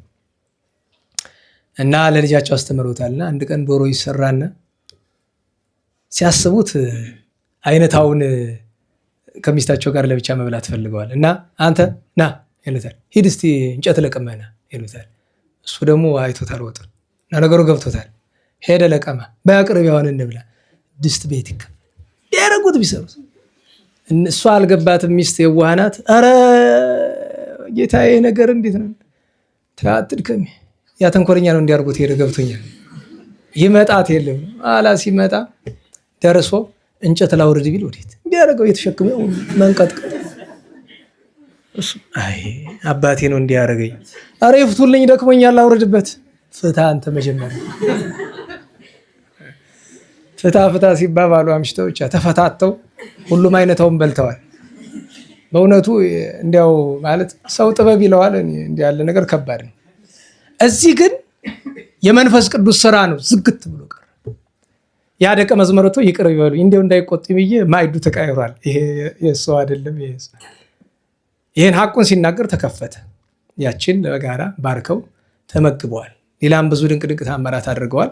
ሰማዕት፣ ጻድቅ፣ ሐዋርያ፣ ቡሩክ አባታችን በጸሎተ ሚካኤል በረከታቸው ይደርብን። አቡነ ኤዎስጣቴዎስ ታላቁ ወንጌል ሰባኪ ኢትዮጵያዊ ሐዋርያ እስከ አርማንያ ድረስ የሰበከ ባሕረ ኢያሪኮን በአጽፎ የተሻገረ የዚያን ቀን ልደታቸው ነበረ። አባታችን ቤተክርስቲያናቸው ሄዳችሁ እንደተሳለማችሁ ተስፋ አደርጋለሁ። ሲሄድ ሰውም አልነበረ። በእውነት ትልቅ በዓላቸው ነው፣ ቢከበር ጥሩ ነበረ። ብዙ ጊዜ በዓል ከሌሎች በዓላት ላይ ሲወድቅ ይፈራል። የሚያከብርልን የለም ተብሎ ይፈራል። ልክ ሐምሌ 21 ወደ ሐምሌ 22 እንዲሄዱ። ግን እኮ የጎንደር ሰው እኮ እንዲያው ኦርቶዶክሳዊን በሙሉ ቤተክርስቲያን ተሳለም ብትሉት እኮ ሁሉንም ቤተክርስቲያን መሙላት ይችላል። ግን ጥቂት ሰዎች ስለሆነ የሚሳለሙት፣ እነዛ ደግሞ ወደ ለመዱት አቅጣጫ ስለሆነ የሚሄዱት። ለዚያ ነው ብዙ ጊዜ ለክብረ በዓሉ ብዙ ሰው ለአንዳንድ በዓላት የማይመጣው። የመጨረሻው የዚያን ቀን ትልቁ በዓል የነበረ ቅዱስ ላኢከ ማርያም ነው። ቅዱስ ላኢከ ማርያም በምጽዋቱ የታወቀ ጃንደረባ አድርገው ሰልበውት ብዙ መከራ የተቀበለ እስከ የመን እስከ ቱርክ ድረስ በግራኝ አህመድ ዘመን ተማርኮ አስቡት። ቅድም አንስቼላችኋለሁ አይደለም? አስቡት። የንጉሠ ነገሥቱ የልጅ ልጅ ነው። እናቱ ቅድስት ሮማን ወርቅ ናት። ማለትም ወራሴ መንበር ነው። ማርከው ወስደውት ምን በደላቸውና ነው ግመል ላይ ሲወስዱት በእግሩ እጁን አስረው ቢመሩት ምን አለ? ግመል ላይ አድርገውት፣ ግን እግሩን ወደ ላይ ጭንቅላቱን ወደ ታች አድርገው ነው በግመል ላይ በጎን ማለት ነው እዚህ አንጠልጥለው እንደ ዕቃ መርከብ ላይ ሲጭኑት እንደዚህ አድርገው እየዘቀዘቁ ከሁሉ ደግሞ አባለ ዘሩን ሰለቡት። አሁን ይሄ ነው ክፋት እኮ ነው። በነገራችን ምን ይጠቀማል? በእግዚአብሔር ታምራት ተመልሶ እድሜ ዘመኑ እንደ አንድ አበላ እንደ ጾመ እንደ ጸለየ ኖሯል። በዚህ ምክንያት ቅድስና ማዕረግ ደርሷል። ቅዱስ ላኢከ ማርያም የሁሉም በረከት ይደርብን። በ22 አባታችን ደገኛ ቅዱስ ሰማዕት መቃርስ ወልደ ፋሲለደስ የፋሲለደስ ልጅ በምጽዋት የተደነቀ ኋላ ግብፅ ወርዶ ብዙ መከራ የተቀበለ ሰማዕት የሆነ ብዙ ታምራት በማድረግ የሚታወቅ ፍጡነ ረድኤት የሚሉት ሶርያውያን የትሪፖሊው ወይም የጠራብሎሱ ቅዱስ ለወንቲዮስ ገባሬ ተአምር ይባላል። እነ ቅዱስ መርካሎስ ታላቁ ገዳማዊ አባታችን አባ እንጦንስ ልደቱም ቅዳሴ ቤቱም ሐምሌ ነው። ሐምሌ 22 ልደቱም ነው። የመነኮሳት አባት የመነኮሳት መጀመሪያቸው ከቅዱሳን ሁሉ ከጻድቃን ከመነኮሳት ሁሉ ሊበልጥ እግዚአብሔር ማዕረግ የሰጠው ለሁሉ መሰረት የጣለላቸው ቅዱስ ሰው ነው። ቅዱስ ሰው ነው። ጎንደር አባ እንጦንስ ቤተክርስቲያን ስላለን ደስ ይለናል። የመጨረሻው የዚያን ቀን በዓል የነበረ ሰማዕተ ጽድቅ አቡነ ጴጥሮስ ናቸው። ማለት በጥንት ዘመን ከነበሩ ቅዱሳን ጳጳሳት፣ ቅዱሳን መነኮሳት፣ ቅዱሳን ሰማዕታት የሚጎድሉበት ምንም ነገር የለባቸውም። ትልቁ ጉድለታቸው የአቡነ ጴጥሮስ ምንድነው ታውቃላችሁ? ኢትዮጵያዊ መሆናቸው፣ የኛ መሆናቸው። እንዳናከብራቸው ያደረገን አንዲት ቤተክርስቲያን ያለቻቸው ያውም ዘንባ ተባርቃ ደግሞ የሚገርም ትውልድ ቦታቸው ናት። ከሌላ ቦታ ለምንድን የማይሰራላቸው? እያንዳንዷ እንኳን ይቅርና በሃይማኖት የምናውቀው ግብራቸው ዘመናውያን ታሪክ ጸሐፊዎች እንኳ የጻፉላቸው ነገር አስደናቂ ነው እኮ። እንኳን ሌላ ቅዱስ ቴዎዶጦስን አታስታውሱትም? ሲያሰቃዩት ቆይተው ጨርቃ መጥለታል። ፊትን ሸፍን ምን አላቸው? ዝሰለለ ይፈርው ለሞት እሱ ሞትን ለሚፈሩት ነው ወዲያ ያደርጋል። እሳቸው ጨርቅ እንስጥ ብለዋቸዋል። ፊትን ትገደል ስትል እናንተ ስራ ነው አሏቸው። በተለይ የመጨረሻው የሰማዕትነት 2 ሌሊት ላይ የሰሩት ስራ አዝናለሁ። ያቺ ጥንቅቅ ብላ ለሁላችን መር ነበረች። ከፋሽስት ኢጣሊያ ጋር ከመናፈቃን ጋር ሀገር ሃይማኖት ከሚያጠፉ ሰዎች ጋር እንዲህ አለ። አስቡት 8 መትረየስ ተደግኖበት ድንግጥ ማይል ምን አይነት አባት ነው? ምን አይነት ቅዱስ ሰው ነው? ያ ሁሉ ጥይት የሚገርማችሁ እንዲያውም የእሳቸውን ሰማዕትነት ከተቀበሉ በኋላ በኪሳቸው የነበሩት ይዘውት የነበሩትን በእጃቸው ይዘውት የነበረ በቀኝና በግራ መስቀልና መጽሐፍ ቅዱስ ነበረ። ብትክትክ ብሏል መስቀሉ። ያኛው ሰውነታቸው ወንፊት እስከሚሆን ድረስ የሚገርማችሁ 8 መትረየስ ያን ያህል ዘንቦባቸው ነዛቸው አልወጣም። ኮሎኔሉ ነው የመሃል ዳኛ የነበረው። ይሄ ቄስ አልሞተም ብሎ 3 ጥይት ጭንቅላታቸው ላይ ያወረደባቸው። ምን ስላጠፉ ይመስላል? አቡነ ጴጥሮስ በብዛት የአቡነ ጴጥሮስ ክብር በአብዛኛው ፌስቡክ አካባቢ ነው። ብዙ ጊዜ ዘንድሮ 90 ዓመታቸው ስለሆነ በብዙ ቦታ ተዘክረዋል። በቤተ ክርስቲያን ላይ ግን ከፍ ብሎ ስማቸው ግን ነው ሲነገር ሰማላችሁ በየአውደ ምሕረቱ። ለዚያ ነው በነገራችሁ ላይ ጀግና የማያከብር ጀግና አይወልድም፣ ቅዱስ የማያከብር ቅዱስ አይወልድም። ምክንያቱም ዛሬ አንድ አቡነ ጴጥሮስ ከሞት ቢነሱ ለዚች ሀገር በቂዋ ነበሩ። በነገራችሁ ላይ ምኞት ከተባለ አቡነ ጴጥሮስ በዚህ ዘመን ቢነሱ በቂ። ለምን? የእሳቸው የሰማዕትነት ደም ዘሩ እኮ ነው ኢትዮጵያን ከሃይማኖትም ከቅኝ ግዛት ባርነትም ነፃ ያደረጋት የአቡነ ጴጥሮስ ደም ነው። ጠቅላላ በአርበኛው ላይ ተዘርቶ ቁጭትን ፈጥሮ ረድኤት ሰጥቶ ያ ሁሉ ስራ የተሰራ እግዚአብሔር ክብራቸውን በረከታቸውን ያሳድርብን፣ አጽማቸውን ያለምልምልን። በ23 ተገናኝተናል። ቅድስት መሪና፣ ቅዱስ ለንጊኖስ፣ አብጥልማውስ የዛሬውን አይተናል። ነገ ሰዓቱ ደህና ነገ ስንት ቀን ነው? 25 ትልቁ በዓል ቅዱስ መርቆሬዎስ። ነገ ምንድን ነው? መጀመሪያ ልደቱ ነው። ቀጥሎ ምንድን ነው? ቅዳሴ ቤቱ ነው። በአብዛኛው የሚታወቅ ቅዳሴ ቤቱ ነው። ቅዳሴ ቤቱ የተደረገ የት ነው ቢሉ በቂሳሪያ መጀመሪያ፣ ቀጥሎ በምስር ነው የተደረገ፣ ኋላም በኢትዮጵያ ተደርጓል። ቅዳሴ ቤቱ ነው። ተአምራቱ ነው ሁልጊዜ የምንተርከው። የባስልዮስ ጎርጎርዮስ ተአምራት እኮ በቅዳሴ ቤቱ ምክንያት የተደረገ ነው። የዮሐንስ አላል ለዮሐንስ ፍናድህን ዘመርሃይኮ በሐቅል መርሃኒ ለወልድከ ፍና ጽድቆ ሳይላል የሚመልኩ መጀመሪያ ለዝክረ ስምከ ገብረ ኢየሱስ ብሂል። አዎ መልክዓ መርቆሬዎስ። እንዲያውም የሚገርማችሁ ነገር በማሕሌት ላይ ነግሳል ቅዱስ መርቆሬዎስ ለቅዳሴ ቤቱ በመደበኛው አንቀጽ ላይ የሚያገኘው ሰላም ለቤትከ ኦ መርቆሬዎስ ሰማዕተ እግዚእ ኢየሱስ አመቀደስዋ ዮም ሊቃነ ጳጳሳት ሐምስ በየ ተገብር ፋሲካ ቤተክርስቲያን ሀዳስ ታጼባ በደመ ክርስቶስ የሚል መርቆሬዎስ ያላችሁ እናንተ ቁስቋም ክብረ በዓል አለ እዚያ ቁስቋም ጎንደር 2 አይደለ ቅዱስ መርቆሬዎስ ያለ ቁስቋም ነው የሚቀድመው። ከአብየ እግዚእ ካለው ከኛ ይልቅ የሚቀድም የቁስቋም ነው። ቅዳሴ ቤት ነው። ነገ ሌላ ብዙ በዓላት አሉ። ታላቁ አባ አበክሮሱን፣ ታላቁ አባ ዱማዲዮስ፣ እናታችን ቅድስት ተክለ ሐዋርያዊት፣ ቅዱስ እንዲኒና ሰማይቱ፣ አባ ይስሐቅ እሱም ሰማይት ነው። ቅዱስ ሄኖክ እርገቱ መታሰቢያ ነው። እናታችን ቅድስት ኢላሪያ፣ ቅዱሳት አንስት ተክላ ወሙጊ የአትሪብ ሰማይታት፣ ሌሎችም ብዙ ቅዱሳን እና ታላቁ አባ ሕፃን ሞዓ የደብረ ሊባኖስ የደብረ በግ ዓመታዊ ዕረፍት በዓላቸው። በ26 ስም አጠራሩ የከበረ አረጋዊነቱ ያማረ ቅዱስ ዮሴፍ አረጋዊ የእመቤታችን ጠባቂ አገልጋይ ዕረፍቱ ነው። ታላቁ አባ ሰላማ ከሳቴ ብርሃን፣ ቅዱስ ጢሞቴዎስ ዘአልቦ ጥሪት የቅዱስ አትናቴዎስ ደቀ መዝሙር። የቅዱስ አትናቴዎስ ደቀ መዝሙር ማለት አክብር አባት አክብረ ልጅ መተው የለም ደቀ መዝሙሩ ነው። ቅዱስ ጢሞቴዎስ ዘአልቦ ጥሪት ማዕረጉ እኮ ነው። ዘአልቦ ጥሪት ደስ አይልም? እስቲ ተናገሩት። ምን ማለት ነው? ገንዘብ የሌለው። አየህ ዛሬ እንደዚያ ነበረ። ይሄ ጠፍቶ ነው መከራ ያየን። ገንዘብና አምልኮ ሲቀላቀሉ ችግር ነው።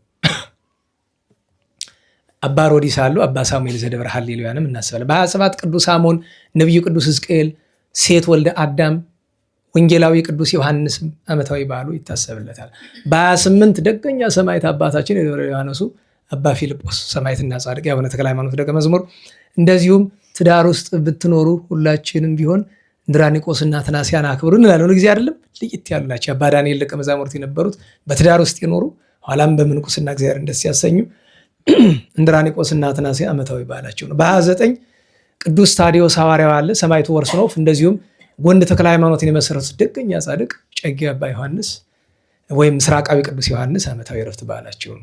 በ30 ገሊላውያን መርቆሬዎስ፣ ኤፍሬም፣ ቅዱስ ጳውሎስ መናኔ በለው ክብር። ቅዱስ ሱሪያል ትልቁ በዓል የመላእክት አለቃ ቅዱስ ሱሪያል ዓመታዊ በዓሉ ነው። ሐዋርያው ቅዱስ እንድርያስም አለ። ንግሥት ወለተ ማርያምም አለች። የዛሬ ሳምንት አንድ ነው። ነሐሴ 1 የእመቤታችን ፍልሰታ መግቢያ ነው። ቅድስት ሐና አለች፣ ሐና ነቢይት አለች፣ አዋልደ ሶፊያ ንግሥት፣ ቅዱስ አቦል ያለ፣ ታላቁ ጰላሞን። ግብጾች ነገ ነው ጰላሞን የሚያከብሩት፣ እኛ ደግሞ ነሐሴ 1 ነው ታላቁ ጰላሞን ወላዲ አይላፍ አበ መነኮሳትን የምናከብረው። እግዚአብሔር አምላካችን የዚያ ሰዎች ይበለን። ርዕሳችን ምን ነበረ? እንዴት ዋላችሁ? ወደ ፈተና አታግባን ነው አይደለም?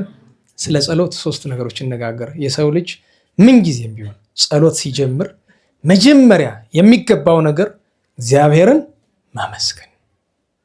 ለዚያ ነው አቡነ ስማ ሲጀምር ይትቀደስ ስምከ። ስምህ ምን ይበል? ይቀደስ አይደለም፣ እንዲያው ቀደሰ ነው ቀደሰ ነው አይደለም፣ ይትቀደስ። በመጀመሪያ ደረጃ ከግዕዝ ወደ አማርኛ ሲመጣ እንደወረደ ነው የመጣ። ይትቀደስ የሚባል አማርኛ የለም። አማርኛው ምንድን ነው? ይመስገን። ምን አላችሁ? ይትቀደስ ካለ አማርኛው ምንድን ነው? ይመስገን ወይም ይክበር ማለት ነው። ግን ቀጥታ ነው የመጣ። ችግር የለም ስለለመድ ነው ጥሩ ነው። ግን አጥብቀን ስምህ ይቀደስ ሳይሆን ስምህ ይቀደስ ጠብቁ። ምክንያቱም ቃሉ ወደ አማርኛ ሲመጣ አማርኛ አይደለም ግዕዝ ስለሆነ እንደ ግዕዝነቱ እንጠቀምበት። መጀመሪያ ምስጋና ነው የሚቀድመው። ምንጊዜም ለምንም ነገር ቢያመንም ባያመንም ቢርበንም ብንጠግብም ብናገኝም ብናጣም ጽድቅ ብንሰራም ኃጢአት ብንሰራም የመጀመሪያው ትልቁ ነገር ምንድን ነው? ምስጋና ነው። ቀጥሎ ሁለተኛው ምንድን ነው? ስርየት መለመን ነው፣ ይቅርታ ነው። እችን እንማር። ሁልጊዜ ቢሆን ጸሎት ስናደርግ ይህን አድርግልኝ ይህን አይደለም። መጀመሪያ እግዚአብሔር ይቅር ካላለ እዚያ ቦታ ትደርስማ። መጀመሪያ ስለፈጠረ ምስጋና ይቀድማል። ፈጣሪነቱን ማመን እኮ ነው። መጀመሪያ ማመስገን ማለት አምላክነቱን ማመን ነው። ምስጋና እንደሚገባ ማለት። ቀጥሎ ደግሞ ምንድነው የሚመጣ? ስርየት ነው። ስለ ኃጢአቱ ሰው ይቅርታ ሳይጠይቅ ይሄን ስጠኝ ያን ስጠኝ አይደለም። ይቅር በለኝ፣ በደላችንን ይቅር በለን። በደል ስርየት ኃጢአት መለመን አለብን። ስርየት ኃጢአት ስንለምን ደግሞ ቢቻለን በእንባ ነው። እንባችን ጠብ ጠብ እያለ ለምን ሰው መበደሉ ሲሰማው ነው እኮ የሚያለቅስ። አንዳንድ ሰው በጣም የሚጨነቃለ በተፈጥሮ ነው ባይለው ግድ የለም ካዘንክ እሱም አንድ ነገር ነው። እግዚአብሔር ምሕረት የሚለምን በእንባ ነው። ዛሬ ውለን አላደል አልባልንም እንዴ? አልበደልንም? በድለናል። አሁን ማታ ማረን ሳንለው እንዴት እንተኛለን? ጧት ስንነሳ ሌሊቱን እኮ ተኝተን ስላደርን እኮ ጤነኞች አይደለንም። አእምሯችን አያርፍም እኮ። ቀን ያየውን ሁሉ ደግሞ ሲደግምልን ያድራል። ለዚህ አደል ሁሉ ጊዜ አልነገርኳችሁም? የዋለ ያደረ ኃጢአቴን ይቅር በለኝ አታውልብኝ። አንደኛ ይቅር በለኝ የዋለ ያደረ ኃጢአት፣ ሁለተኛ አታውልብኝ፣ ያን ኃጢአቱን አታውልብኝ። በጎ ነገር ካለ ደግሞ አብርሃውልልኝ። ከሁሉ በላይ ደግሞ አባቶቻችን ምን ይላሉ? ጌታዬ ባለፈው ቀን በልቤ ክፋት በአንደበቴ ሐሴት በሰውነቴ በደል ኃጢአት ይቅር በለኝ። ወይም የልቤን ክፋት የአንደበቴን ሐሰት ሰውነቴን ኃጢአት ይቅር በል። ምሕረት ከለመነ በኋላ ከዚያ በኋላ የምንሻውን ነገር እንለምናለን። ልንለመናቸው ከሚገቡ ነገሮች መካከል አንደኛው ብዙ ሀተታ ውስጥ አልገባበትም ሰዓት ስለሄደ፣ ሁለተኛም አሁን ትዝ ሲለኝ ከ7 ዓመት ፊት 6 ዓመት በፊት ብዙዎቻችሁ ስላልነበራችሁ ይሆናል እንጂ አጣጣሚ ሚካኤል እንዲህ ያለ ርዕስ አንስተን ተምረን እናውቃለን። ልንለምነው ከሚገባን ነገር አንዱ ዘመነ አጸባ ስለሆነ አቤቱ ወደ ፈተና አታግባኝ፣ ወደ ፈተና አታግባኝ። ፈተና ቀላል ነገር አይደለም። ፈተና ያያችሁ ሰዎች ታውቁታላችሁ። ፈተና ውስጥ ያላችሁ ሰዎች እዚህ ፈተና መግባት ትፈልጋላችሁ? ሳትገቡ ግን ለምነን ነበረ። ሰው ከገባ በኋላ ነው የሚታየው። ሳንገባ ግን ፈተና ማለት ምን ማለት ነው ባጭሩ? በነገራችን ለፈተና የሚለውን ግዙ ምንድን ነው የሚለው? መንሱት። የግዙ ቃል ይከብዳል። እንዲያውም መልክዓ ሚካኤል ላይ በማሕሌቱ አንቀጽ የለም እንጂ መልክዓ ሚካኤል አለ ሰላም ለአክናፊከ ሰላም ለአክናፊከ ስፉሐት ምስካበ ኩሉ ፍጥረት ሚካኤል ክቡር ሊቀ ካህናት አድኅነነ እግዚኦ እምለትኪት ወባልሐንም ኩሉ መንሱት ይላል። ከክፉይቱ ዕለት እኪት ምንድን ናት? ለጊዜው ሰው አደጋ መከራ ፈተና የሚገጥምበት ዕለት ነው ዕለት እኪት። ዋናዋ ዕለት እኪት ግን ለእያንዳንዳችን ዕለተ ሞት ናት። ዕለት እኪት ከሁሉ የከፋቸው የመጨረሻዋ ዕለት እኪት ግን ኃጥአን በፍርድ ቀን ሆሮም እኔ ሲባሉ ያቺ ናት ዕለት እኪት ማለት። ፈተና ምንድን ነው ከተባለ አባቶቻችን ጥቅልል አድርገው ብለውታል። ሰውን ከእግዚአብሔር የሚለይ ነገር ሁሉ ፈተና ነው ብለዋል። ደዌ ፈተና ነው ወይ? አዎ ፈተና ነው። ነገር ግን ከእግዚአብሔር ይለያል ወይ? እንዳያያዝ ነው። በደዌው ምክንያት ከእግዚአብሔር የተለየ ስንት አለ። ጠንቋይ ቤት ሄደ አንድ ሰው መጥቶ በጣም አሞኛል አለ። ህመሙን ሲያሳየኝ በዓይኔ በስመ አብ ይቀፋል ማለት ይጨንቃል፣ ይቀፋል ሳይሆን እና ጸበል ሞከርኩኝ፣ ሐኪም ሞከርኩኝ፣ ሁሉም አቃተኝ። አሁን ግን ቤተሰቦቼ ሁሉ ተሞክሮ የቀረ አንድ ነገር ነው፣ ጠንቋይ ቤት ነው ስዳልን አድንሃለሁ ብሏል። ወይ ጠንቋይ ቤት ትሄዳለህ ወይ ጎዳና ትወጣለህ አሉኛል። እናላችሁ አሁን ይሄን ምንድነው የምሰጠው መፍትሄ? አይ እምቢ በላቸውና ጎዳና ወጥተህ ለምን ልበለው ወይስ ጠንቋይ ቤት ሄድ ልበለው? መምከር ቀላል የሚመስላችሁ ሰዎች ካላችሁ ይሄ ደግሞ የሆነ ሁሉ የሚለኝ እንባው እንደ ውሃ ነው የሚወርድ። የሚገርማችሁ መሬት ላይ ነው የሚንጠበጠብ፣ ዝም ብሎ መሬት ላይ ነው የሚንጠበጠብ። ምንም የለኝ ማለት ሰባራ ነገር የለኝም አወጥተው ቢጥሉኝ። የሚገርመው ነገር በጣም ጨንቆኝ እያለ አንድ ሰው ይመጣል። ምን ሆነ ነው እንደዚህ ብሎ አንድ ሰው አለኝ። ምለው ጠፋኝ። እንዲህ ብለህ በለው፣ እዚህ ቦታ ሂድ፣ እንዲህ ያጠፋው ነገር አለ፣ ምሕረት ለምንስሐ ገባበት፣ ከዚያ በኋላ ታግሰ እዚያ ጸበል ቆይ ትድናለህ በለው አለኝ። ለእግዚአብሔር ተአምር። የሚገርማችሁ ነገር ያ ሰው ተመልሶ ሳይመጣ ቀረ። ይኸው እስካሁን አልነገርኩት፣ አላውቀውም። ደግሞ ሰውዬው የዚያን ቀን ብቻ ነው መጥቶ ያየሁትን ያላውቀው። እንግዲህ ይሄንን ሰምቶ ይመጣል ብዬ አልጠብቅም። ትምህርት የሚሰማ አይመስለኝም።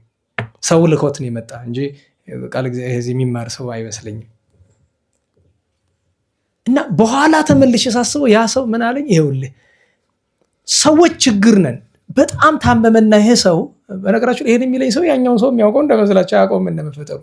በጣም ተቸግሮ ያ መከራ ደርሶበት የሆነ ጸበል ይሄዳል። እዚያ ጸበል ሄዶ ድኖ ወጥቷል። ሁለተኛ ጊዜ ነው የታመመ።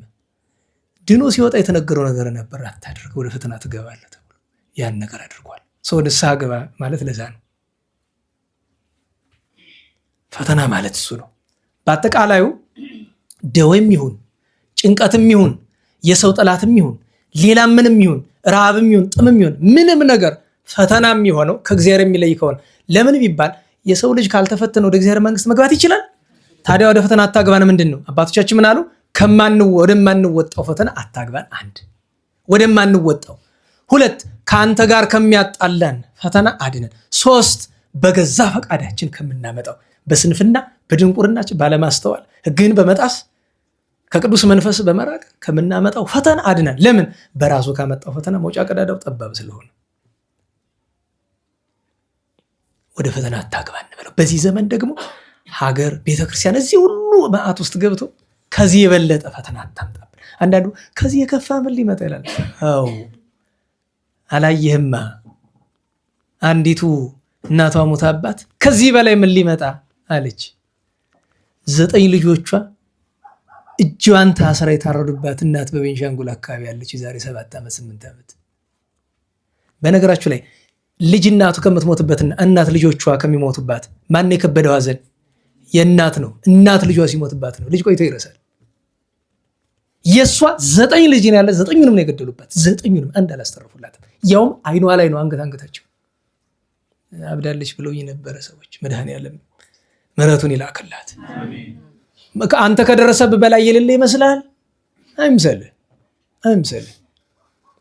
ልክ 2-3 ቀን እንቅልፍ አጣው ብሎ መጥቶ ሲያማር ለሰማሁት ሰው 4 ዓመት ያልተኛች ሰው አውቃለሁ። 4 ዓመት ልታብዳ እንዳሙ ሲቀራት ያለኝን ሀብት በሙሉ ልስጣችሁና የአንድ ሌሊት እንቅልፍ ስጡኝ የምትላለች ሀብታም ማለት ነው። ሀብታም ሰው ሀገር ያለች አይምሰልህ። ተኝተህ ስትነሳ እንቅልፍ ማጣት ፈተና ነው። አንዳንድ ጊዜ ከባድ ነው። አይጣሉ እዚህ በፊት አልነገርኳችሁም? ብዙ በላው ብለህ አታማርር፣ ተመስገን በለው። ግን ሆድህን ለመቆጠብ ሞክር እንጂ አታማርር። ተኝቼ እንቅልፋም ሆንኩ ለጸሎት አልነሳ፣ እሱን የምሬት ምንጭ አታድርግ። ተመስገን በለው ስለተኛ። ነገር ግን እንቅልፍህን ለመቆጣጠር ሞክር፣ አታማርር። ፈተና ምን እንደሆነ ብዙዎቻችን አናውቀውም። ፈተና ምን እንደሆነ የምታውቁት ጫፉ ስትደርሱ ነው። ጫፉ ሲያደርሳችሁ ነው።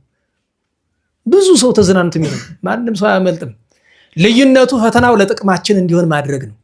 ያ ደግሞ አንድ በገዛ ፈቃዳችን የመጣ ፈተና መሆን የለበትም። ሁለት የሚያጠፋን መሆን የለበትም። ሶስት ከእግዚአብሔር የሚለይን መሆን የለበትም። እንዲያ እንዳይሆን ነው አቤቱ በሉ እስቲ ወደ ፈተና አታግባን ከክፉ ሁሉ አድነን እንጂ። ያችሁ ክፉ ማለት ዲያብሎስ ነው፣ ከሱ አድነን ሲል ነው። እግዚአብሔር ቸርነቱ የእመቤታችን ጣዕመ ፍቅሯ የቅዱሳን በረከት ይደርብን። የዛሬ ሳምንት በፍልሰታ ማንሻ ነው የምንገናኝ።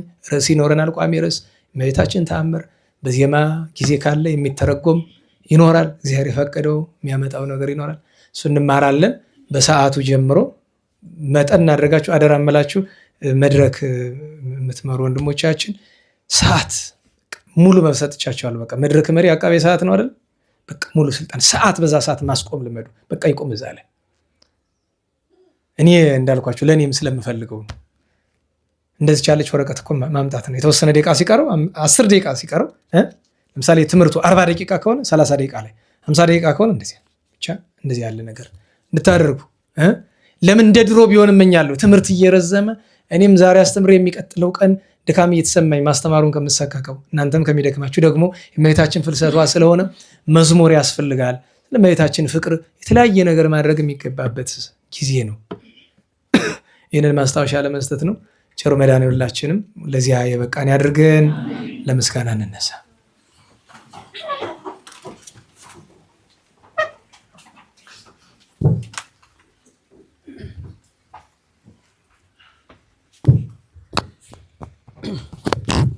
አድነን ሕዝበከ ወባርክነ ርስተከ ሀበነ ኃይለ ወመዊዓ ለአግብርቲከ ለእለ ንፄውዕ ስመከ እቀበነ ኩሉ ለሕዝብከ በኃይለ መላእክቲከ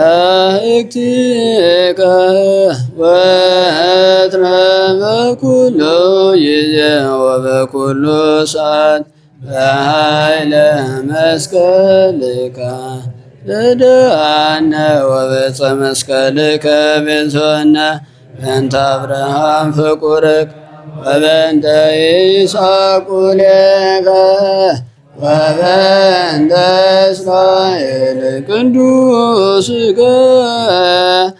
ተዘከር እግዚኦ ኪዳነከ እቱነ ፈኑ ሳህለከ መርኪያነ ዘፈጠርከ ስራይ ኃጢአተ ሕዝብከ ወመሃነ ተግባርከ እግዚኦ ታጥፍአነ አሰለከ በእንተ ማርያም ወላዲትከ ወበእንተ ዮሐንስ መጥምቅከ ወበእንተ ኩሎሙ ቅዱሳኒከ ረድአነ ኃይለ መስቀልከ ኢታስተፍረነ እግዚኦ በቅድሜከ እግዝእትነ አቤነ ጸልይ ለነ ለደቂቅኪ አድኅነነ ኩሉ ምንዳቤ ወሐዘነ መዓልተ ምስሌነ ወሌሊተ ማእከሌነ አንተ እግዚኦ ይትላከ እምኔነ አሉ ምስሌነ ረዳኢ ኩነነ እትደፈነ ወኢትመንነነ አምላከ ሰላም ተራዳነ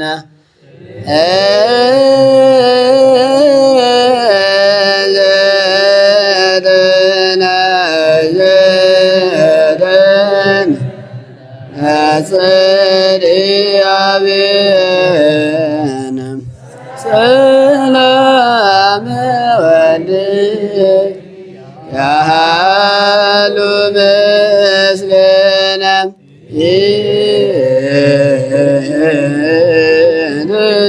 ይትደፈና ይትደፈን ወይትመንነነ አምላከ ሰላም ተራድአነ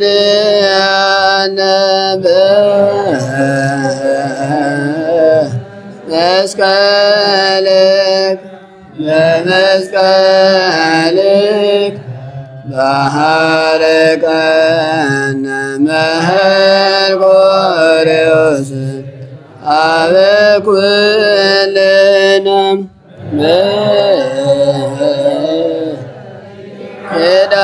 ኪዳንከ በኪዳንከ ተማፀን አብየ አበ ኩልነ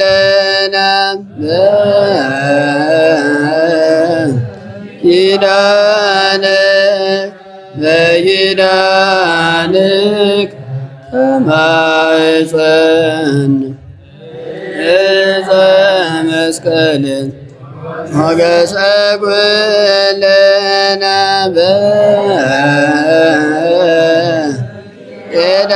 በኪዳንኪ በኪዳንኪ ተማፀን ወላዲተ አምላክ እምኩን በሰላም አስጀምሮ በሰላም ያስፈጽመን። ቅዱስ ስሙ የተመሰገነ ይሁን። አገራችንን ቤተ ክርስቲያንን ከመከራ ይሰውርልን። የእመቤታችን ጣዕመ ፍቅሯን የቅዱሳንን በረከት ያሳድርብን። ከታዘዘ መቅሰፍት፣ ከነደደ እሳት፣ ከግራ ቁመት፣ ከዕለት ጥቂት፣ ከዘመነ መንሱት ቸሩ መድኃኔዓለም ይሰውረን። ለሞት ወገኖቻችን ነፍሳቸውን ያጽድቅልን። የመምህራችን የገብረ ኪዳን የወንድማችን የፍቅረ ሥላሴ የወገኖቻችን ነፍስ ሁሉ በአብርሃም በይስሐቅ በያዕቆብ አጠገብ ያኖርልን። በፈተና በመከራ በደዌ በእስራት ያሉ ወገኖቻችን በይቅርታው ይዘከርልን። እኛንም ለንስሐ ሞት በቸርነቱ ያብቃን። ተረፈ ዘመኑን መዋዕለ ክረምቱን ይቀድስልን። ከበዓሉ በረከት ያሳድርብን። ሰላም በዋልን ቸርነቱ ሰላም ያሳድረን። አቡነ ዘበሰማያት እንበል። ይትቀደስ ስምከ ትምጻእ መንግሥትከ ወይኩን ፈቃድከ በከመ በሰማይ ከማሁ በምድር ሲሳየነ ዘለለ ዕለትነ ሀበነ ዮም ህድግ ለነ አበሳነ ወጌጋየነ ከመ ንሕነኒ ንህድግ ለዘአበሰ ለነ ኢታብአነ እግዚኦ ውስተ መንሱት አላ አድኅነነ እምኩሉ እኩይ እስመ ዚአከ ይእቲ መንግሥት ኃይል ወስብሐት በሰላመ ቅዱስ ገብርኤል መልአክ ወእግዝእትየ ማርያም ሰላም ለኪ ድንግል በኅሊናኪ ወድንግል በሥጋኪ እምእግዚአብሔር ጸባኦት ሰላም ለኪ ቡርክት አንቲ እምአንስት ወቡሩክ ፍሬ ከርሥኪ ተፈሥሒ ፍሥሕት ኦ ምልዕተ ጸጋ እግዚአብሔር ምስሌኪ ሰአሊ ወጸልዪ ለነ ምሕረተ በፍቁር ወልድኪ ኢየሱስ ክርስቶስ ከመ ይሥረይ ለነ ኃጣውኢነ ተማኅፀነ ብኪ ስብሐት ለአብ ስብሐት ለወልድ ስብሐት ለመንፈስ ቅዱስ ይእዜኒ ወዘልፈኒ ወለዓለመ ዓለም አሜን። ቸሩ መድኃኔዓለም የተመሰገነ ይሁን።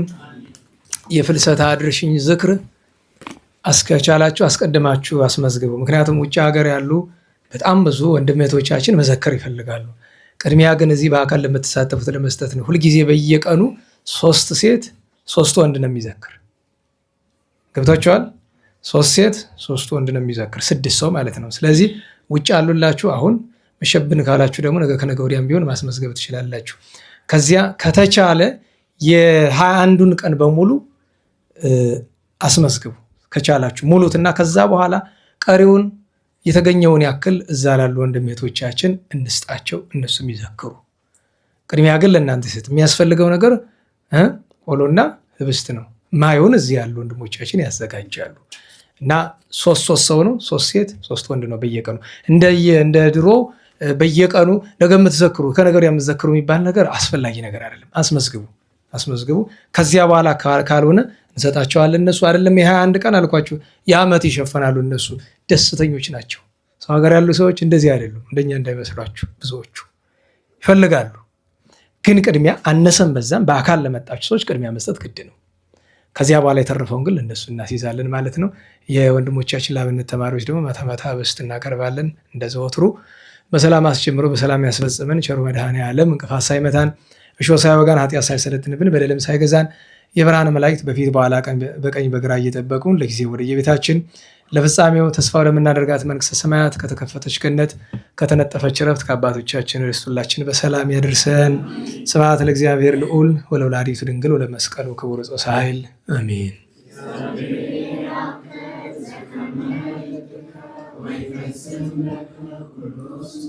አሜን።